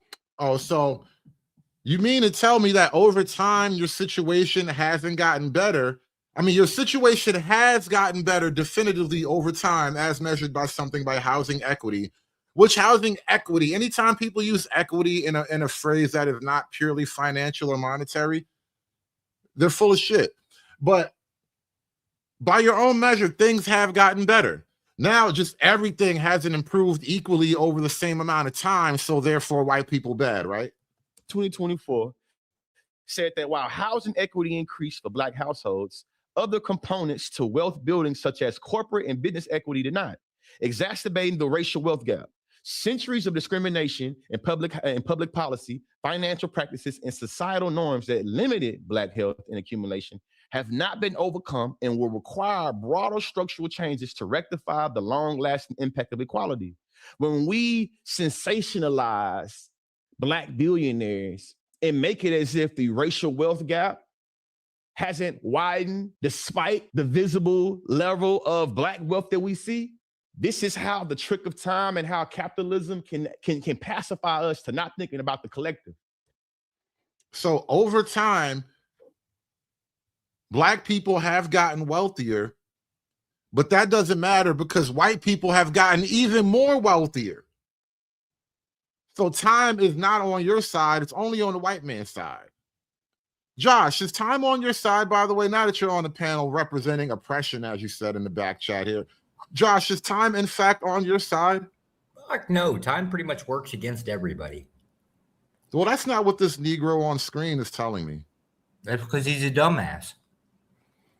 I'm so confused. Hey, Freeman's Journal, welcome to the show. So is time on your side? I think Freeman's muted up. He's not ready. He's not. It's not his time. It's not quite time yet. He's looking for the button. Man, you realize this is an IQ stream, right? It really is like a proxy for an IQ test right now. I do a lot of shows like that, I think. Yeah, man. That's the part I made the comment before. The disheartening part is plenty of people will nod in agreement as he uses a bunch of words that they don't understand. Words like satiate. Yes. It makes us buy into the idea of the individual that make it where we ain't even got to think about how, hey. You want to say something, Josh? No, I think he actually knows what he's doing. He's marketing an idea. Well, to that effect, I totally agree. I think he's got a lot more. He's got more IQ points than I think I'm joking about. But it's at the point where I think there comes a level where in order to be truly evil, you have to be truly intelligent. Yeah, generally speaking, you have to actually know what you're doing to actually be considered evil because it has to be intentional. Like this is why most children and the mentally retarded, we give them a pass because we understand that their brains haven't evolved to the point of actual evil. Could be. I actually think I like the less intellect people. Simplistic. You know what they say, ignorance is bliss. It's a hell of a lot easier to be happy. That is true. Sometimes I wish to have my ignorance back. I do sometimes. Isn't that we all Christians say? What was it? Book of Ecclesiastes. He that increaseth in great wisdom also increaseth in great sorrow. Yeah. Same as it ever was. You want to say black folks have a lot more than what we have now, but in the big picture, do we? If the racial wealth gap is steadily widening, what does it mean to say that black folks with an S collectively have more? When we criticize black billionaires and we say they don't do enough to give back to the black community, they don't do it. Why is that? How does Calvin Warren's Trick of Time and the idea of progression that say, hey, once you become a certain tax bracket, you no longer go back to the past because you've moved past that. You got to go past that now. White folks always think about how they can improve their community when they are able to experience economic mobility and how they can invest in their community. Hey, Josh, how much money have you given to white homeless guys lately? Fuck none, little bastards. You gotta get a fucking job, lazy shit. You didn't go back to help the ghetto people of your community? I don't even believe in collectivism based off of like a skin tone or anything like that. Like the idea of my tribe, very small group of people. I know, because a lot of black folk like this dude here, they believe that white people have this like racial consciousness that kind of cuts across all class barriers. And from what I understand, it's a largely class, and then there's a sort of maybe ethnic cultural thing that goes along to it, but it's mostly a class divide, and maybe college or something comes in. But generally speaking, I think white folk are generally divided by class and region. Pretty much. Most of us are still a little pissed off that the Irish got reclassified as white because we didn't really used to consider them to be white. Listen, it's not the time, but I really have to learn more about white on white racism. So fascinating. That's the reason why they fight tooth and nail for different policies and different laws when it come to voting. But black people would get chastised for looking out for ourselves, and we would tell each other that, hey man, now you done made it, man, so you can't go back to the hood, you can't hang around, be around them people.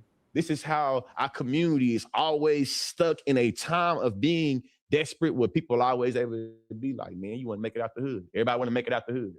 I was taught and indoctrinated and told I want to make it out the hood.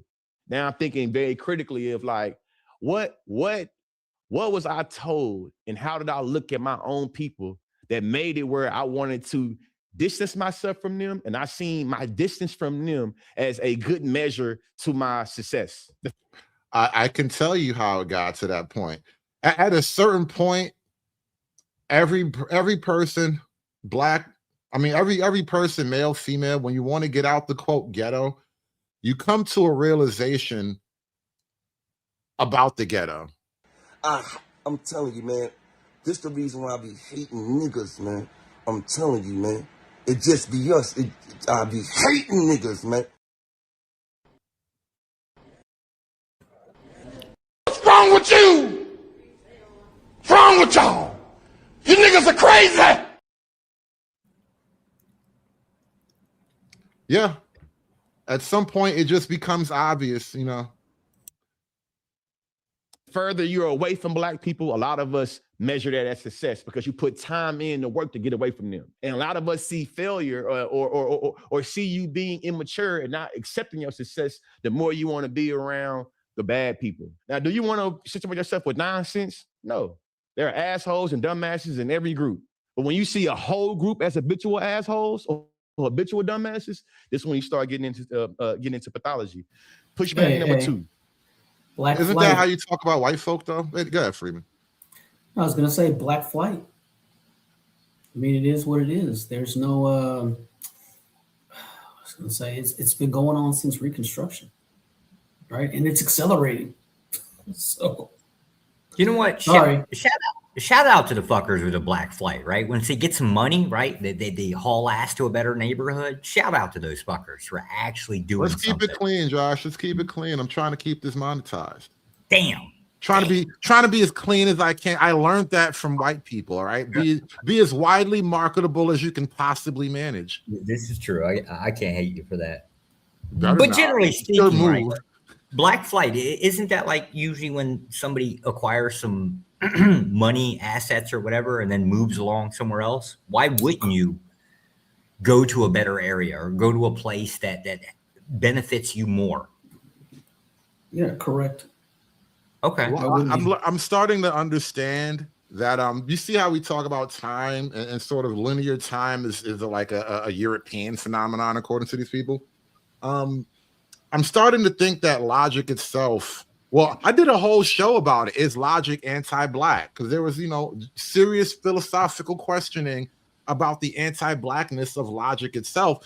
And if they want to let you guys own logic, fine, so be it. But what if logic is a white thing? You're applying logic, which is inherently white, which is why it's not going to work, I want it to be, I want logic to be white, but unfortunately it wasn't us that formulated the laws of logic. Just wasn't us.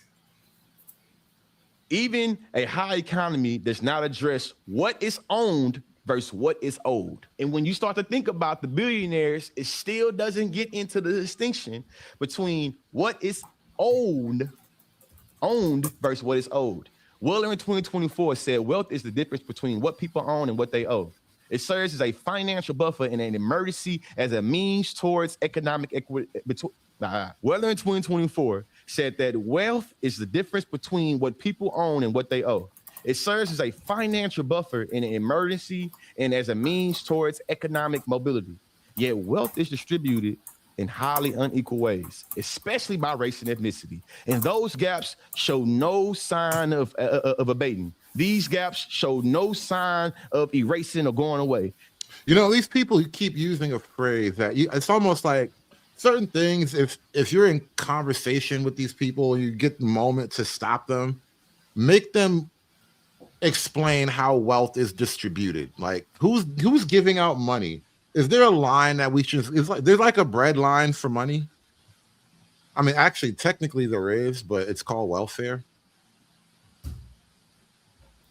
This leaves Black, Latino, Hispanic households in financially more vulnerable situations with fewer opportunities for upward economic mobility and in a time where they can get chastised because the only reason why you poor is because you didn't work hard. The only reason why you experiencing struggle and experiencing eating sleep for dinner and it's right around your mouth is because you are not being productive. These are all ways, the trick of time is able to get us to not see that there is a structure that has much more power on dictating your reality than any effort you want to do. Meaning, you can't hustle your way out of white supremacy. You can't hustle your way out of anti-blackness. Before Kanye was crazy, he said, even if you in a binge, you still a nigga in the coop. Your material possessions cannot escape the way white supremacy wants your black body stuck in time. When Harvard professor Dr. Henry Louis Gates is being accused of breaking into his own home because law enforcement believed that his body, that his blackness could not be in that neighborhood, this is showing you that your social economic background, though we can afford niggas maybe some designer or maybe being living in a nice house, it does not make you immune to white supremacy and anti-blackness. When Oprah Winfrey was able to go into a boutique shop and she's being racially profiled and she's one of the richest black women in the world, one of the richest people in the world, this is showing you that her class does not precede how her body is seen. What does all of that have to do with time, though? I wish somebody's explained to me what anti-blackness is, or hell, even just explain to me what blackness is. I mean, anti-blackness is just another word for like racism, but don't get me started on blackness, Josh. Listen, they can't define blackness, right? None of them can, because every time we ask, right, Hood or SKC, they ask, well, what is blackness? They start pounding on the glass and throwing tires and smearing poop. It doesn't end well. Yeah, I remember years ago. I was having a little argument with somebody on some other channel, and I was like, "All right, since we still in love with this idea of blackness, right? Sell blackness to me, like it was a pencil. You ever seen that experiment? Like, sell me this pen, sell me blackness, and he couldn't do it. That kind of solidified the problem to me right there in a nutshell. It's a conception. It's a problem. It's a concept with no clear, distinct borders. And that's purposeful, right? Because the strict, racism is more of a strict definition, right? So now it's anti-blackness. It's like the climate change debate, right? Right? That whole thing, it started as global warming, and then there was enough evidence to say the globe isn't warming. Then it became climate change, right? And it has to become all the more loose and esoteric in order to function. Right. Peace, conservative. So hey, we got a some new questions guest about blackness. We got a new guest on the panel. I haven't talked to you in a little while. What's going on? This is Wall Street Willie, everybody. Peace and Pan-Africanism. I think he came up to give us the scoop on blackness. What is blackness, my good friend? To myself, it's identification. Some people say it's like having a tribe, right? One thing you'll get when you're black, right, is, oh, well, if you're African American, what tribe are you from? Right? So that blackness is a part of that tribal identity of us becoming our own people here in America. Let me help you out, Willie. A microcosm. Let me point out something. I immediately took issue with your answer because of this. You started out immediately saying, to me, it is such and such and such. And so when you do that, you're going from an objective broad definition to a subjective singular personal definition, which means it is not necessarily the definition. It is your take. So like, if you ask me what a dollar is, if you ask me, Willie, what a dollar is, I will tell you that it is a monetary measurement of American fiat currency. Wait, if I ask you what being an American is, right, it'll be different possibly to you than it is to Jethro in Tennessee than it is to myself, right? An American is a person who has deep roots in the nation of America. Not the countries of South America, but the United States. No, a person who just got here and took the test isn't necessarily an American. You're an American citizen. You do agree, just like right? Those Somalis who show up in Britain are not fucking Somali. They are Somali citizens. I mean, they're British citizens, but they're not British. To you, right? Deep ties and deep roots in America. That citizenship to you. To me, I'm feeble-minded, right? So to me, I keep it very simple, right? Citizenship is simple. Being America is being an American citizen. It's citizenship, right? So yeah, you can clearly see it can mean different things to different people. right? I don't think everything is infinitely subjective, and it seems like this is the path we're now on. Yeah, citizenship is a legal definition. Mm-hmm. Correct. America is a nationality there are ethnicities that make up the origin of America. It's mostly white European and it's black, actually. There are very few major ethnic groups outside of those two. So when you try to say this nigga from Singapore is American, I'm like, He's I don't American. know if that's how identity truly Legally, works. if he's a citizen, he's an American, right? But that doesn't define No, that's not what American we're for doing. you, right? That's Hold on. not what we're doing. No, but hear what I'm That's saying. literally why we're deporting people to Senegal and shit like that. Because But hear what I'm saying. We're agreeing, right? So for American citizens, being an American can mean different things to different people. Being black means different things to different people. So that's why I answered it the way I did. But Willie, you see my problem. If it means different things, then it means no things. Yeah, if we allow Black too much of always the means something to communication, me. It's my identity. It's not only my race, it's my hold on, give me a second, culturally Willie. identifying marker. Right? Josh, you were trying to say something. Go ahead, Josh. well, hold up. No, I'll take this idea because this is at least going some direction, right? So I'll accept the idea that blackness is an identity. What markers would that identity be so that I can identify it, right? So if I'm looking at somebody or interacting with somebody, right, what characteristics of that identity point to blackness? So that's like a huge spectrum, right? Because if you're just dealing with race, black is typically people of West African, right? Diasporic, meaning black people in America, descendants of slaves, and black people throughout the Caribbean. That is the group that encompasses black, right? It doesn't even include the whole African continent, right? Because Somalis aren't black. Can people of British descent be applied to, or can they accept the? Or I'm sorry, can they be described as in with their blackness as well? British blacks, yes, there are British blacks. My good brother Idris, what's the one all the women love? Idris Elba is a Nigerian. Elba, yeah, he's black. He's a Nigerian. Like, I get the phrase British blacks, but even those British blacks are not quite British. They're Nigerian, they're Jamaican, or Ghanaian. And all of that under the original term of black, right, is included. You're talking Western Central Africans, right? That includes him. He's black.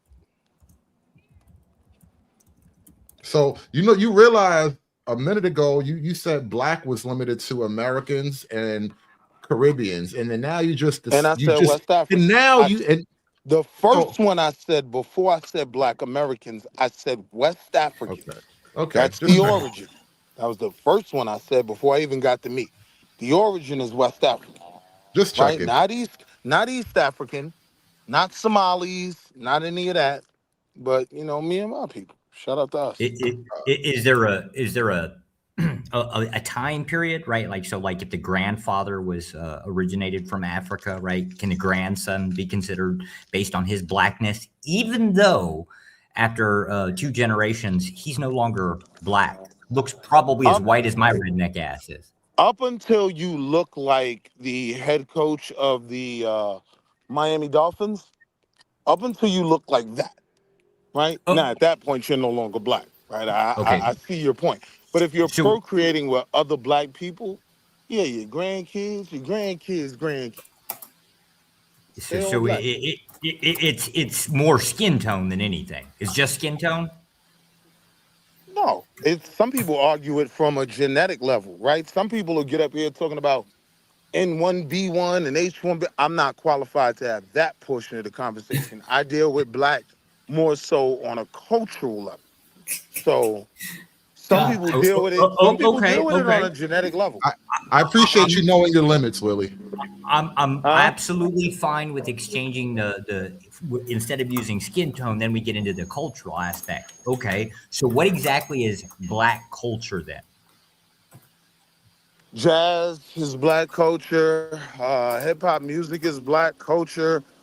Tap dance is black I culture. There's think a you're number doing. of I things think you're that's black falling. culture. Hold on, Josh. Hold on. I think Willie, you're falling into a bit of a linguistic trap. You are naming little elements of a thing. Name the Correct. entirety of the thing. Correct. Describe it in its entirety. What is black culture in its entirety? Not like what As are I little said from the elements of the beginning, culture. What is it?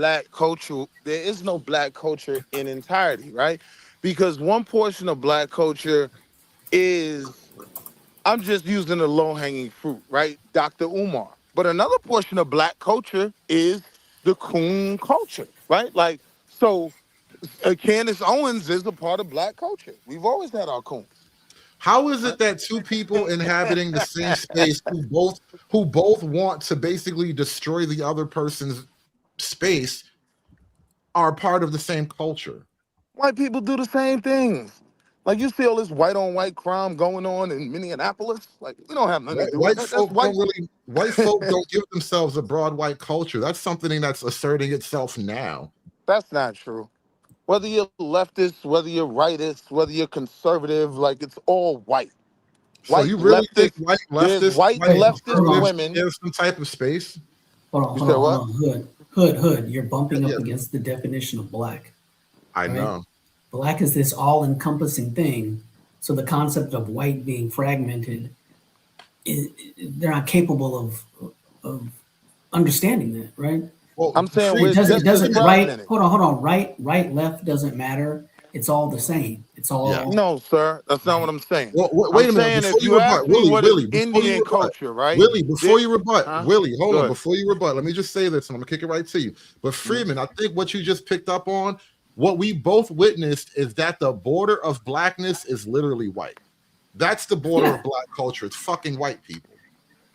But black doesn't exist And without white. see, I tried to save you from saying something stupid like that because I just went to answer his argument about the fragmentation by specifically dealing with Arabs, right? Or specifically dealing with Indians, right? It ain't about white people. Like what's defined our experience as being black in America is being around, being outnumbered by white people, right? But if you're talking about fragmentation, Willie, Muslim, repeat hold that on, line the for me Muslim slowly. community is, Hold on, Willie. You say the you talk Muslim, fast, and I got to break hold on, let things me down. finish my point though. About being outnumbered in Let me finish America. my point. Let me finish my point No. before we Stay where you were. Stay where you wait. were. That thing about No, being because that outnumbered wasn't in the America. overall point. You thought you heard something and you think you got me, but I'm saying, let me finish my point. Because once you said it's based around being white, no. Like that fragmentation in identity kind of parallel, it exists in all races, all cultures, right? Now let's You get a go bunch of back to that Arab people, line. you get a bunch of hold on, you get a bunch of Arab Islamic people, they're not all the same. The people in Iran, I think they're what, Shia and the people in Saudi Arabia are Sunni or maybe the other way around. I don't know. But they're all Arabs, right? They're all Muslims, right? Yes, these all-encompassing terms can still have fragmented things. And no, it is not based upon whiteness that it's defined, right? There's a difference between me and a Jamaican, and that difference isn't based on whiteness, Well, right? you might have a You get the problem point? here. You might have a problem here because most opposing things are based. The definition of one is based off of the other. Example: if you were to try to define I what didn't dark say was, Jamaicans and I are opposed though. That was never my premise. We're not in the Hold black on, community. Willie. We're Let him not finish his always thought. opposed. Let him Some finish groups are his thought, opposed. Willie. so the idea of like let's just say light and dark, right? Both of the definitions of each one of those are actually an opposition of the other, meaning if you eliminate one, the other ceases to exist, at least by definition. So if it is the case Like that atheists blackness is and defined religious based folk. off of Okay. whiteness, right? You eliminate one, now the other's gone. It's a I'm saying problem when I'm you're saying the asking the white isn't the question, what only is it? object. White isn't the Now, only option, right?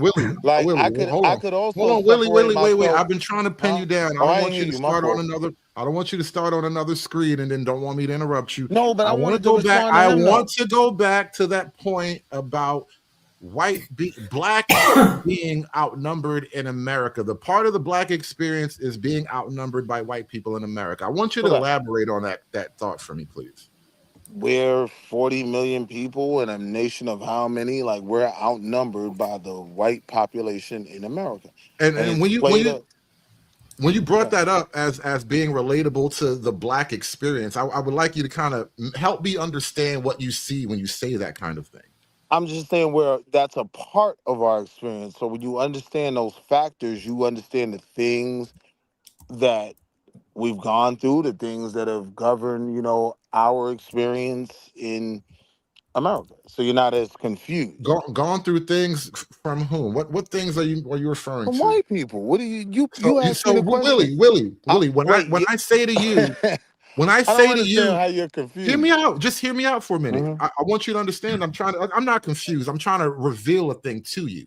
And when I said to you a few minutes ago, and it ain't gonna happen. That's what makes it confusion on your end. I know, because you have to choose to open your own eyes. There's nothing to reveal here. Listen. When I said to you a few minutes ago, you are now bumping up to the edge of blackness, which is white people. You have expressed in your own language that the edge of what you're calling blackness is white people, meaning that your definition of blackness is literally defined by white people. That's why I said you're confused. It's all in relation to white people. Your entire conceptualization of black is literally that's why I said you're confused. Whiteness. Whatever the experience that whiteness has given you, whatever whiteness has done to you, whatever it is that you move away from because you perceive it to be white. These are the things that blackness actually holds on to as black concepts. Well, that second part is even more incorrect, but that's why I said earlier you're confused. If you thought that was what I was saying, if you thought that was what I subscribed to, you are clearly confused. Was all I was saying. I was trying to provide some clarity to your level of confusion. If you think that's what I think, that's not what I think. Do you subscribe to any policies that are oppressive? Sure, I do. Okay, so then that ain't a problem there. What do you mean by that? What's that question about? Oh, okay. So like the concept of like, say, white oppression, technically not white. Most of our systems that we utilize today are actually birthed from the Roman Empire, which is predominantly not white. I don't deal with the Roman Empire though, sir. America has a constitution. That's when America became America. So I deal with the crimes created, done, facilitated in and by Americans, right? I ain't dealing with no Romans. Let the man paint the picture. I ain't going. Really. But no. They always say though we try to go back to Kemet and everything else, right? I'm just letting them know. I ain't going back to Kemet. Willie. I ain't going back to Romans. We allow you your Negro moonwalk through history. Allow other people the same grace, Willie. So the Romans had a constitution. If you really want to get down to it, all of the systems, or at least the vast majority of the systems that you see today, were actually birthed, at least from our culture, is actually Roman, which was predominantly not white. Matter of fact, the groups within Roman Empire that were white were most likely hated most of the time, like the Greeks, for example. Yes, the poshy Romans spoke Greek only because they thought it was like poshy, not because they actually coveted the whiteness of it, right? So the Roman Empire is effectively a system of oppression, at least everything that they designed, which is exactly what we replicated. Everybody is for oppression until that thing or that system of oppression is anti-them. Yeah. And again, I disagree. Right? Okay. So the question that he asked me when he tried to put me in a trap was, do I subscribe to any forms of oppression? And I answered him quickly, absolutely. But it's only because that's the model I've been born in. Do I subscribe to these things? Do I think this is what it should be? Would that be what it is if I felt like more people like myself, right? Like-minded or even lookership, right? People that look like me were in positions of power. Would it be all based on oppression? No. You get what I'm saying? But because I'm in a system that isn't mine, right? When in Rome, he brought up the Romans, and that's the only time I'll go there. When in Rome, when in Crackerville, you do what the crackers do. How could you make that claim when there are, and now obviously not from your culture, but there would be other groups of people that would also apply the whole blackness thing that are highly oppressive. Yeah, I have no idea what you're talking about. But I Okay, do know pretty this though, much right? every Hold on. every You every said something a while ago. I don't want to run the stop sign. You said something about the Romans not being black, right? I mean, not being white, right? predominantly Now, not white. now again, that goes again to a subjective argument, right? Because for me, a cracker's a cracker's a cracker. Like everybody's white. The Jews is white. These ones is white. With for me, from my vantage point, right? I understand to you, only looking through the lens of your eyes, that sounds insane to you. You can never understand it. I understand that. I get that. You know what I mean? That's why I think it's kind of cool that I have this ability to step outside of my blackness. So when you make certain arguments, I understand completely where you're coming from when you make them, right? And then I have Wait, to what? hold on. And then I go back to my blackness and say, okay, it's oppressive out here. This is their mindset, so you got to be the same way. No, they're not invited to the cookout, right? No, we are gonna be B1 and keep them outside of. Yeah, I mean, you know. Hey, hold on, Rook. What is I what? went too fast Wait, for you. Good, I'll slow no, you down. no. Pause. Yeah, What Freeman, you got it, what man. what is? Wait, what is your you step out of your blackness and step into your blackness? What is your blackness that you're stepping out of? It's my cultural view of the world, right? So Huh. I have a purely black cultural view of the world because of the things that I want to accomplish and the benefits I want to receive out of the world, right? So I'm looking at the world from things that benefit me. When I say step outside of my blackness, I mean I can step outside of that. I can When, understand the I have a white question. lens and your thought process. I don't just dismiss all your arguments. That's why I understand everyone doesn't have that capability. So you'll never be able Willie, to see what I see of the world. So it'll Willie, always when, be confusing. I get Willie, that. when you say you're stepping outside of your blackness, Hmm. you understand that anytime you leave one thing, you're automatically entering another thing. Yeah. There are no voids. So, what are you stepping into when you're outside of your blackness? Sometimes an Igbo culture, right? Sometimes little You're Senegal in Harlem. cosplaying Hold Igbo on, hold now? on, hold on, hold on. Sometimes I little thought you said West Africans were black, though. I said racially they were. See, I took it very slow. I'm talking about Carl Linnaeus, right? Understand race was a concept created in late 17, early 1800s in America, right? Somewhere around there. Carl Linnaeus, look him up. Linnaeus, right? This is him and Johann Friedman or something, right? Those is the crackers that made the concept of race. So when I'm dealing with it, I deal with it. Black is for one part race. So the race is all encompassing. So, It's the everything moment, under their definition. Their definition was West Africa, black people in America, right? And the people of the Caribbean all through the transatlantic slave trade and with their home being West Africa, right? That was the Willie, original Willie, definition of black. Willie, when you Hmm. said you sometimes step out of your blackness into maybe sometimes Igbo, what is the cultural view of what is the Igbo cultural view of the world? So How does that that's work a to step into your Igbo-ness? so that's a very good question, right? Even in terms of black, there's black racial, there's black cultural, right? For me in America, right, black cultural, black culture is African American culture, right? The trademark black culture in America, right? So yeah, if you're Jamaican and everything else, you're that. You're not black. You get what I'm saying? We don't have that marker of because even if you go inside of Nigeria, you'll find people identifying themselves as Igbo. One of you guys got mute up in the background.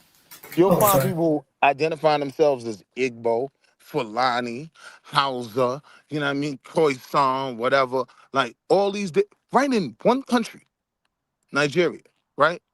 So it's deeper than just saying black has a stamp. Nah, black is, it's just a So race. It's just a help construct. me clarify just a little bit, at least for the functionality of it. If Hmm. you're capable of stepping out of your blackness and I guess stepping into something else, right? Yep. Does that mean I can step out of my whiteness and get my black card become blackness? That's a great question. Maybe, I was just thinking maybe, that, Josh. maybe not you, right? And it's not about getting your card, right? White people step out of their whiteness all the time and look at the world through our eyes, right, to capitalize on us, to take advantage of us. I'm able to do the same thing, right? I know how white folk think. You know, sometimes when I go into a situation with them, I already know how to impress them. Like, yeah, move, get out of the way. I'm way smarter than you, right? That's so dope. It's not about getting a black card, is what I'm saying. If you were able to look at the world through my eyes, it could either be for a diplomacy level, I see what he's saying, or it could be, well, nah, I'm looking for everything to shoot down about his argument, right? But it's not about getting your black card. I don't have a white card. I don't have my clan suit. Let's take it. should Hold get on, John. one. Hold on. I'll be Guys, happy to sign you up right here, right now. Hold on a minute. Like, we got to take a quick station break, and then I want to open up the floor. We got another guest up here. I got the image up. It's hard for you guys to see, but there is another guest on the panel. Just give me 1 second.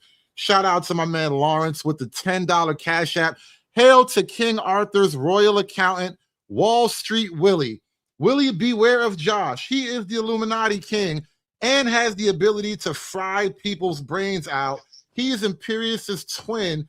Beware. Oh wow, Josh! I didn't realize you were you're such a frightening figure. You got niggas intimidated. Man. I noticed Josh does scare the blacks, and I don't know what that's about really. But shout out to my man Lawrence with the $10 super chat. Be like Lawrence, Shaw. Smash that super chat button for me. Hulk! Smash!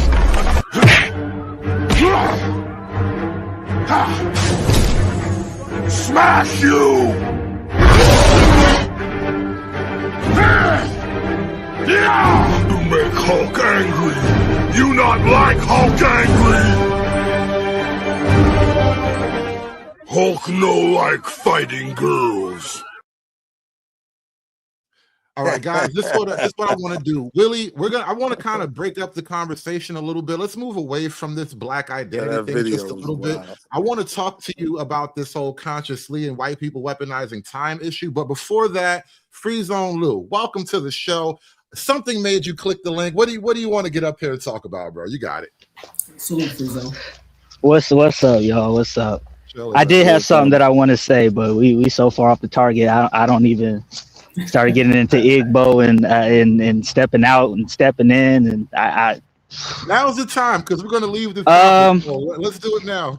I guess the only thing, there is no objective definition for blackness or whiteness because these are social words. They're not scientific words. They're words that are based on a society, and so as a society changes and evolves or moves in a certain direction, these definitions, these words tend to change with them.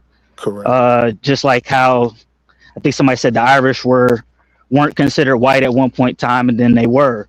It really is a subjective thing because social words in general, most social words are subjective words. That's why people are scrambling to change the definition of words, and they're actually sticking because at this point it's hard to pin down a lot of, especially when it comes to race.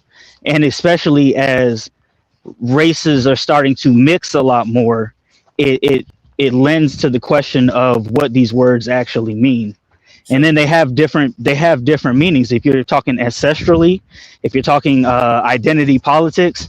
So I kind of just dispense with it all together because there is no way to pin down the actual definition of these words. No, I don't know. I think it's kind of easy, right? So like if I look in the mirror, I don't describe black. Right. I don't think everything is infinitely subjective because again, if so many things are infinitely subjective, then our world exists on nothing. So we understand my point. Yeah, a lot of these words don't mean anything. You know what, Willie? I wouldn't say they don't mean anything, but before death is eternity, after death is eternity, there is no death, there's only eternity, and I be riding wings of eternity like, yeah, yeah, yeah.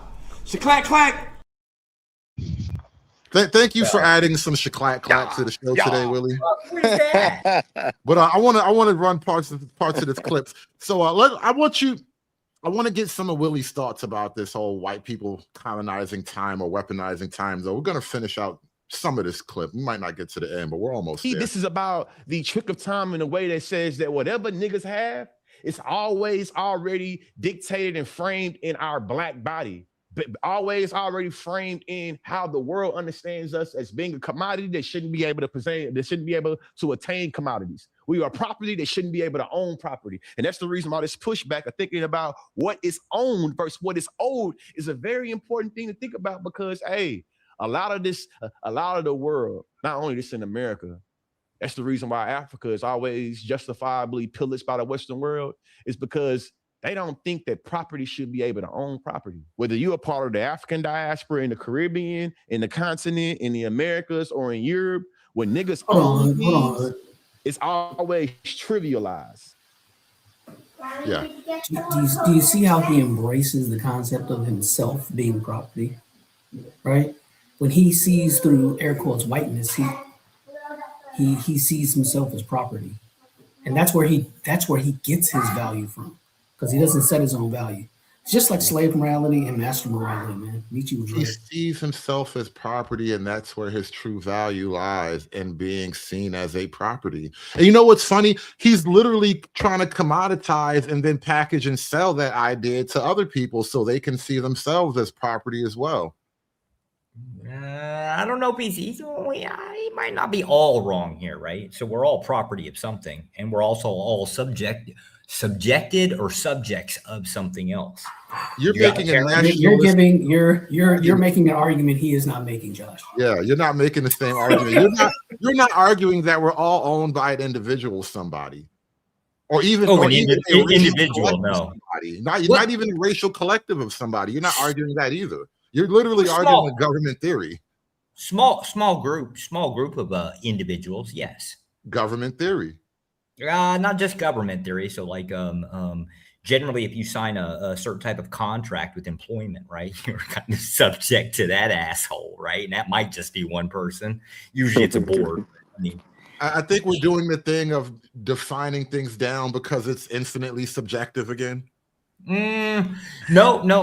It's just subjected. We're all at the mercy of somebody else, generally speaking.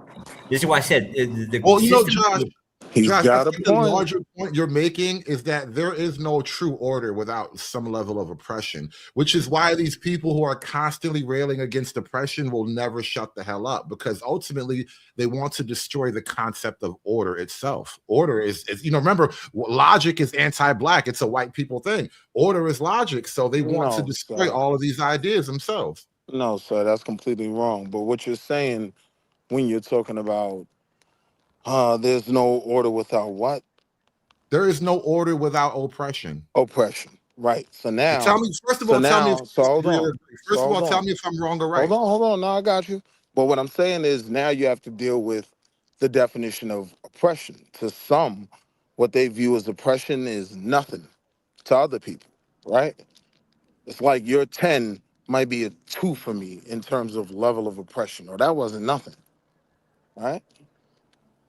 So that's where it becomes subjective. Now we're doing the thing where we find a little point and try to infinitely define it down to nothingness. Do you agree, yes or no, that there is no order without oppression? No, I don't agree with that. How can you have order without oppressing some parts of the group that you are putting order? The fact that your order by definition is imposed on a thing. How can you impose without oppressing? I got you. So when I look at fraternal orders, right, it's literally defined as an order, right? There's a structure in it. Everybody falls at a certain rung in the ladder, right? But I don't view that as oppressive because people actually go out of their way to join these groups, right? Whether it be something like a Mason or a Kappa or Q or AKA, right?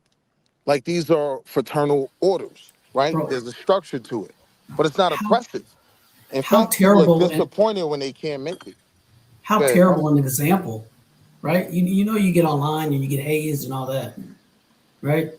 That's a terrible example. So you think fraternities are oppressive? Have you played the definition? That's what hazing was all about. So how are you guys defining oppressive? Because I don't necessarily define. I don't necessarily. Hold on, let me make the point. I don't necessarily define hazing as oppressive if it will put you in a position in the pecking order to be dominant. It's just kind look, of what some would call a rite of passage. I don't view just that as oppressive. you just described the rule book for the KKK. I'm saying oppressive is, I mean, yeah, that's y'all thing. That's y'all fraternal order. Right, but I don't think that was oppressive to Oppressive? them. I think what they were doing in the world to other people through their oppressive nature benefited them. So them joining the Klan wasn't oppressive, right? It's for the cause. Well, no, the hazing is how you got into membership, right? You had to find somebody in a tree and kind of do some hanging. Yes, and then after that, right? If you're talking about internally in terms of white men, after whatever hazing you went through, right? Then you got to go hang black people, right? You got to steal from black businesses, right? It benefited you in the long run. Well, It ain't like you just stayed in a position where you're getting hazed forever. When you're getting hazed forever, yeah, that's oppressive, right? So there's What a America time did to the constraint to Native it. Americans here, that was oppressive. Is your definition based on a time constraint, right? Can I impress? Can I? No, it's not about kindness. I don't care about kindness. It's No. about tangible Time results. frame. Time on Wall Street, Willie. Time. Like, can I clean somebody up for 1 month, and then after that 1 Let 'em month, cook. they're over and Let 'em done cook. with, and now I'm no longer. It was never oppression because it had an end to it. Wait, I didn't understand. What?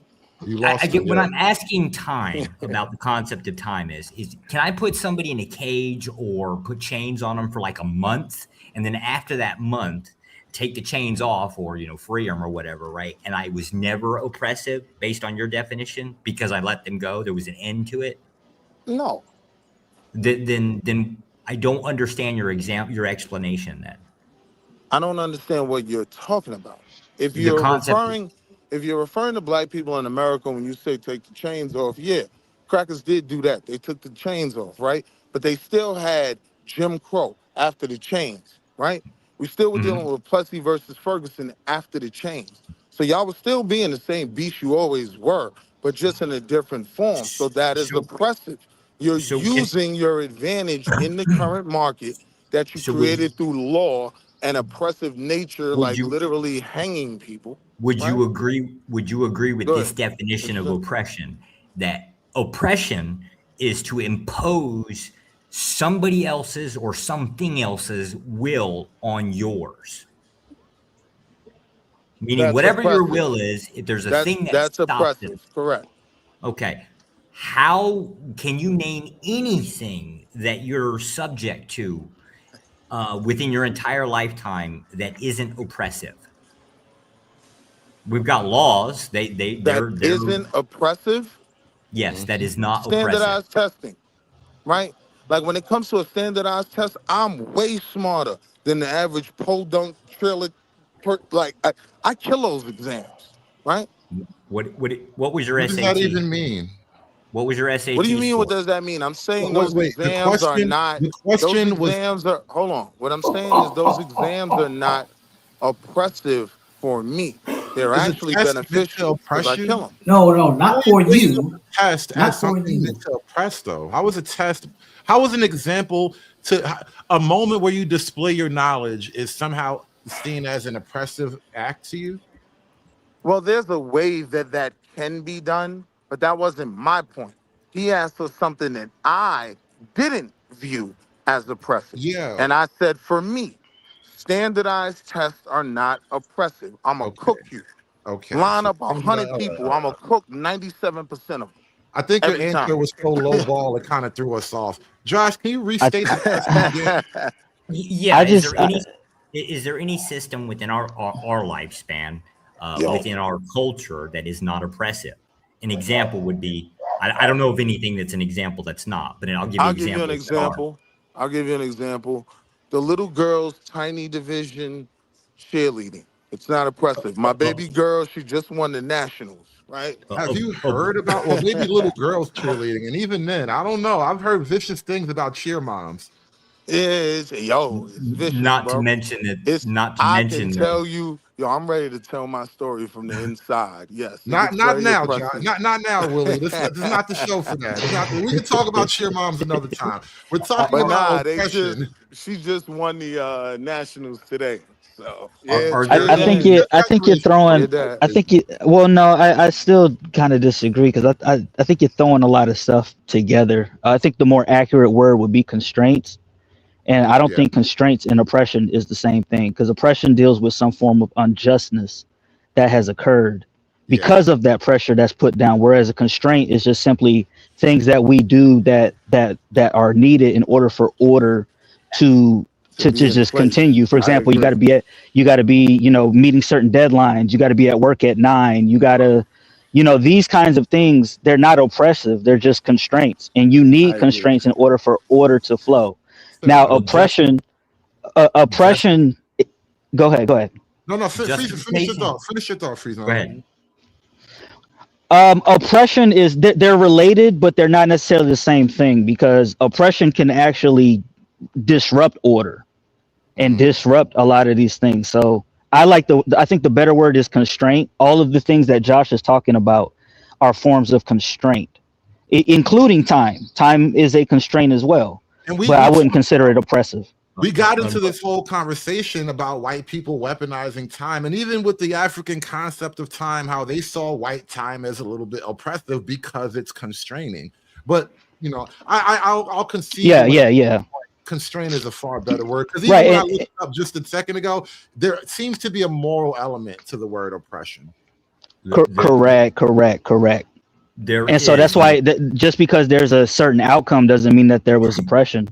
And what I'm getting from what he's saying, and one of the things that's really being ignored, I said in the chat earlier, is the concept of compound interest, compound time, compound effect, which seems to be the eighth wonder of white supremacy at this point, because there's a lack of understanding of how doing things over a long period of time actually compound, and those things seem to be disregarded. Because if you're doing the right things or doing the productive things long enough for a long enough time, those things will compound, whether it be things to your advantage or things to your disadvantage, and that seems to be missing from the consciously conversation.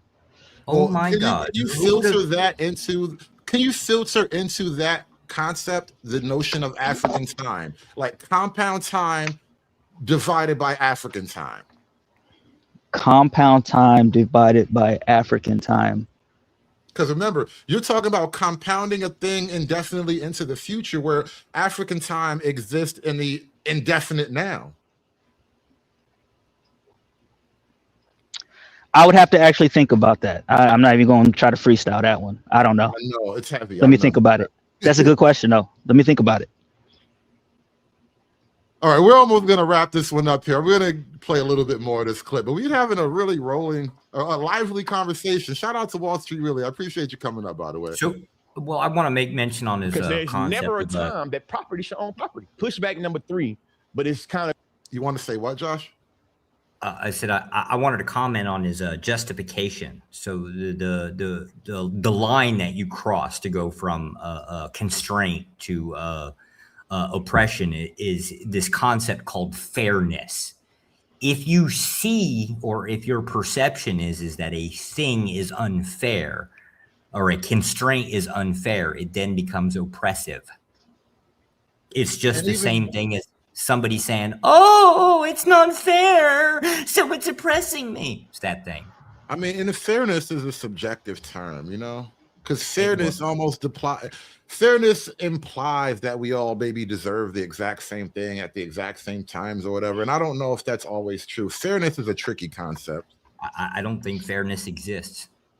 Yeah, it doesn't. And even with, I heard one of the things that Conscious said when he was talking about wealth being distributed, and he made it seem like wealth is supposed to be distributed equally, and that's never been the case. Just never. Well, in history. his religious construction of the universe, there is a giant invisible white man who hands out money to everybody who's not black. There is. He's called the Fed.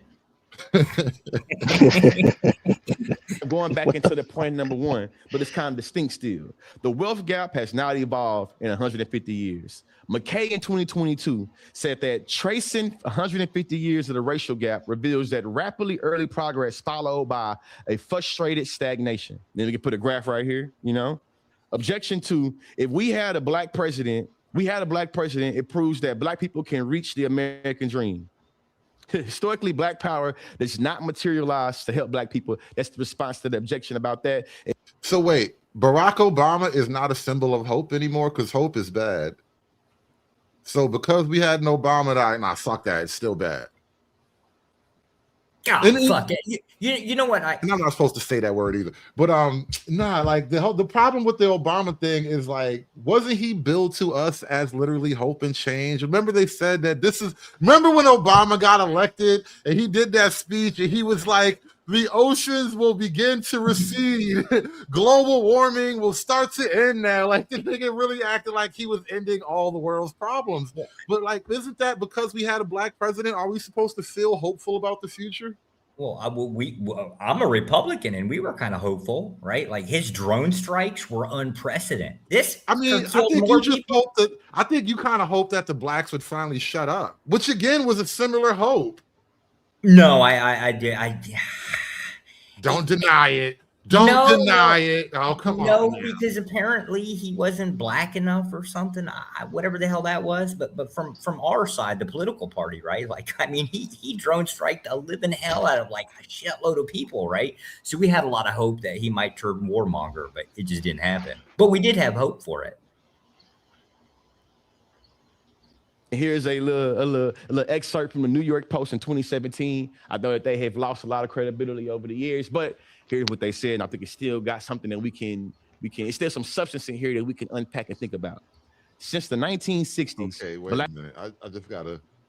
That was a very pause. Lost a lot of credibility over the years, but here's what they said. And I think it's still got something that we can. It's still some. All right then. All right then. Oh my God, these niggas get on my nerves. That was such a very awkward hand gesture. Like, what were you squeezing, my nigga? Yeah, what are they coming to church doing? Being gay.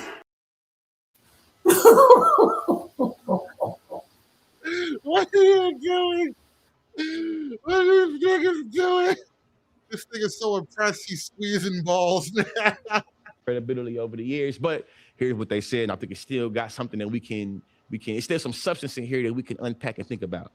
Since the 1960s, black leaders have placed heavy emphasis on gaining political power, and Barack Obama's presidency represented the apex of those efforts. The assumption, rarely challenged, is that the black political clout must come before black social and economic advancement.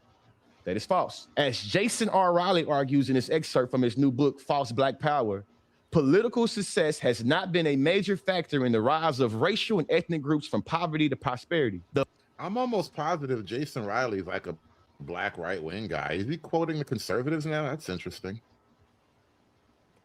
Jason R. Riley argues in this excerpt from his new book, False Black Power, political success has not been a major factor in the rise of racial and ethnic groups from poverty to prosperity. The Voting Rights Act of 1965 was followed by large increases in black elected officials. In the Deep South, the Voting Rights Act of 1965 was followed by large increases in black elected officials. In the Deep South, black office holders grew from 100 in 1964 to 4,300 in 1978.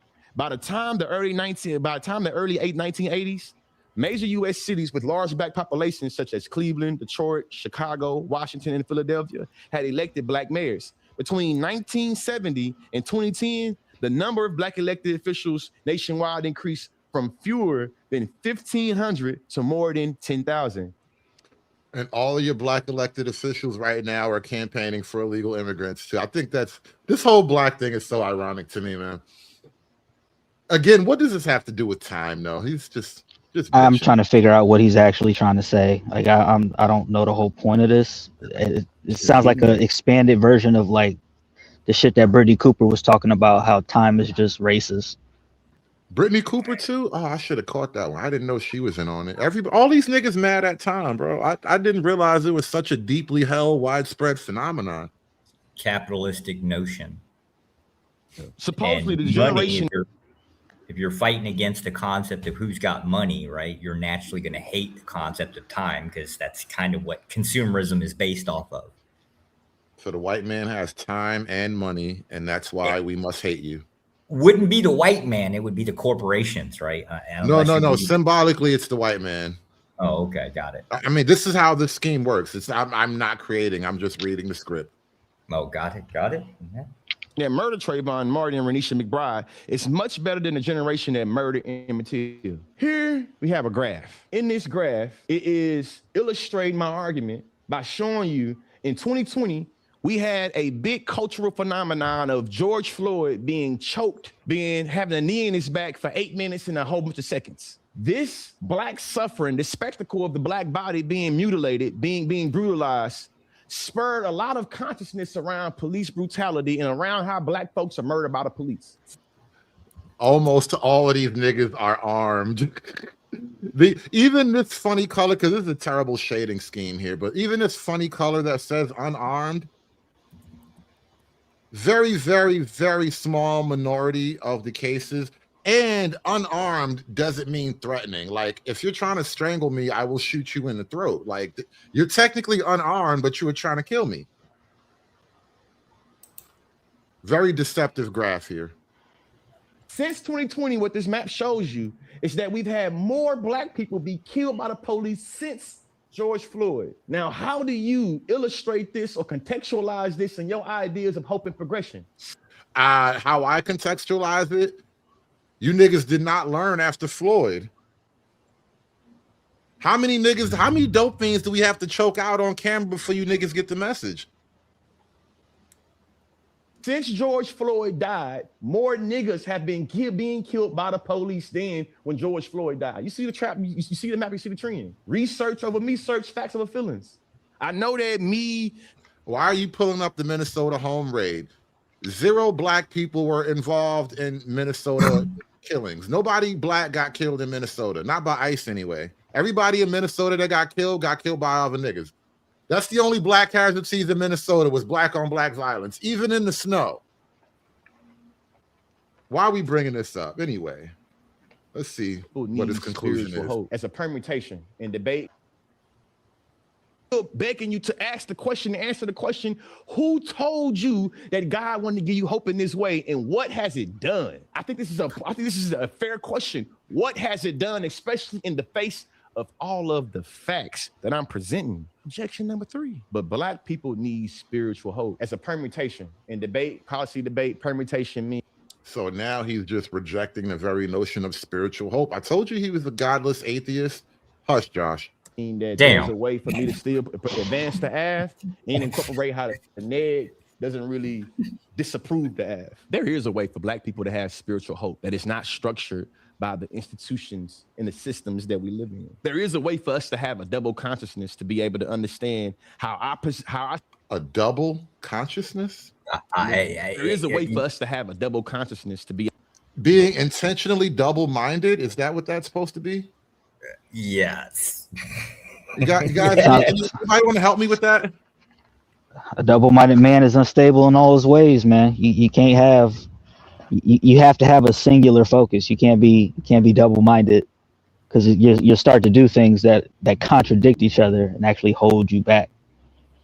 Two-faced niggas trying to tell you. Singular focus, gotta have it. These people are crazy. I'm telling you, they're crazy.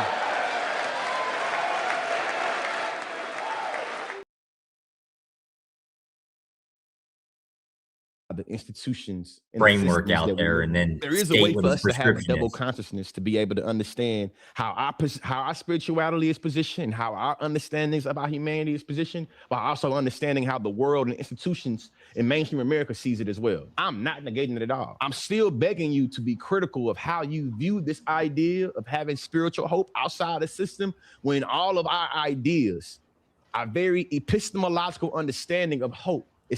Ooh, big ass words again. That's how we know he a smart nigga. Nigga said epistemological. I'm not even sure what that means. Epistemology. Neither does he. Yeah. how you view this idea of having spiritual hope outside the system, when all of our ideas, our very epistemological understanding of hope is something that is indoctrinated and structured within the system that always tells us that it's going to get better later. It gets greater later, baby. The question is, does it? When Donald Trump is able to undo landmark legislation. It gets greater later. That's literally the shit every man says to himself when he's going through This a rough is, spot. but this is also more cries of the powerless, slave morality, because you're waiting on something outside of yourself to make something better for you, instead of willing yourself into a better situation. What do we learn about time, though? In the African time conception, time happens to you. You don't make time. Well, you can make time happen, but generally time happens to you. That's why they just sit around until the white man shows up with jobs and money. Well, and now that I actually think about it, I think because the reason why they don't compound is because African time is more centered around events than an actual clock. So when you're centered around events, you're not doing the repetitious, monotonous things every single day that actually compound. You're waiting for an event to happen. The event starts when the people show up, so that affects heavily the ability to compound what you're doing. Yeah. Is it possible to even understand time without seasons? Yeah. I think it's a little bit Well, more no, than that, but they only Like have the like future. a dry season and a rainy season. I don't know if they have like an intricate conception of like time. They have basic. No, it's a very loose base concept of time. You're basically timing yourself. The time is revolved around the seasons, so things have to be done by a certain season as opposed to a certain time. But the thing is, seasons themselves are the circular nature that we're talking about, whereas like because it's trapped in that circle, they don't have a projection into the indefinite future, which is what we're talking about, like compounding events on top of another. Like if I keep stacking these bricks in a certain order, I'll get a wall or a castle or something, right? It's hard to really get that mode if you can't conceptualize, like what you're saying, compounded events over time. Like one brick is just a brick, but 1,000 bricks make a wall. Correct. And if you decide that we're going to stop at 1,000 bricks and we're only going to do 1,000 bricks at a time, that slows down your ability to compound as opposed to doing as many bricks as you can in this certain amount of time. Mm-hmm. That's been the law of the land 75, 80 years. Niggas having more degrees, niggas being able to get more record deals or being able to be on the field more. What does it mean? Like, what does it mean? Representation is important, but if we have Black representation in spaces and institutions and the impact for Black people is still the same, it is non-unique, which begs the question, what does it do? Giving you a nice little conclusion, because, this is one of my favorite debate arguments, or this is me actually talking about my favorite debate arguments is Afro-pessimism and whiteness. I'll get into that later on. And Afro-pessimism. Niggas are pessimistic by nature. That's crazy. Getting into Afro-nihilism. Yeah. The real black pill. Brought up, yeah. The black pill. Real niggas don't believe in nothing, bro. It's endemic to being oppressed, right? You can't not be a loser. Yeah. Right. That's why I noticed that they don't like air quotes, blackness doesn't identify with being superior or being a winner. Right. That's why you see so few like hardcore Black Patriots fans. Right. Right. Well, so okay, that would beg the question, because in a different type of way, I hear white folks make the same arguments, particularly the middle class and the poor whites. They make those same arguments. So are they stepping into blackness when they do that? No. I mean, the slave morality and master morality apply to everybody, right? In the Nietzschean concept, but there is an extra part of the Black identity, right? That is akin to slave morality, right? Being an underdog, not identifying with success. distrusting success. Like successful blacks are they're suspicious of successful blacks, suspicious of blacks that are a little too intelligent, right? Above, you get above a B average, and it's like, I don't know that guy. Hey, Josh, I thought you were about to say something about this black pessimism thing, Afro pessimism. Yeah, I think you got more of a point here on the atheism part, right? So, like, pessimism as it plays out leads to cynicism, and this is generally the case with atheists, right? If you watch most of the atheist debates, it's actually a very cynical view on certain aspects. This, I think, is more grounded in the atheism aspect. As an atheist, I kind of identify with what it is real fast because I kind of tend to oppose it. You've heard these things. You so as an atheist, do you struggle fighting nihilism? Yes, actually, it's internal. Okay. I'm going to leave it there. I know what you mean. It's a thing. This is how we usually end it, man. The application to call up, this is the reason why everything I said, why it matters. Giving you an impact, giving you a framing of what is the value in what I'm saying in terms of net benefits and why the purpose of me saying what I'm saying, why it should matter to everybody that's watching this. Calling out the trick of time is good in deconstructing the key trap of capitalism that has placed on the future of Black folks. First, it is used to legitimize the delay and make inequality a normality. Second, it is used to moralize patience that is used to justify sacrifice that is inevitable. Second, it is used to moralize patience and is used to justify sacrifice as being it's inevitable. Three, it attempts to convert injustice into a scheduling issue of resolving some distant future. White people have used time to convert injustice into a scheduling issue. It's just not your day to be free, nigga. Come back on Wednesday. Yeah, and that speaks to what Josh was saying earlier about the oppression thing. Name any system that doesn't oppress you. It kind of speaks to that. Yeah. When he's just bitching about constraints that are needed in order for a society to have order. That's it.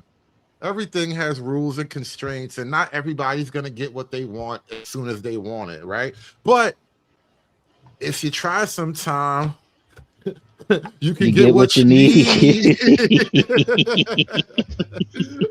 I fucked it up. If you try sometime, you just might find you can get what you need. You know what? I used to piss my kids off with that shit. You can't always get what you want until they stop asking me for so many random stupid things. They start to learn. Kids learn eventually.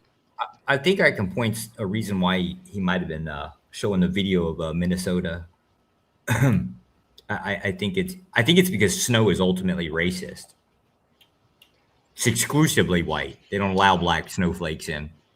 Nature is actually racist, so that's a whole other show for another Sunday. Josh, we kind of accidentally brought Race War Sundays back. I try to do this every Sunday, doesn't always, scheduling doesn't always permit, and I've been doing a lot of working lately. I've been kind of accidentally.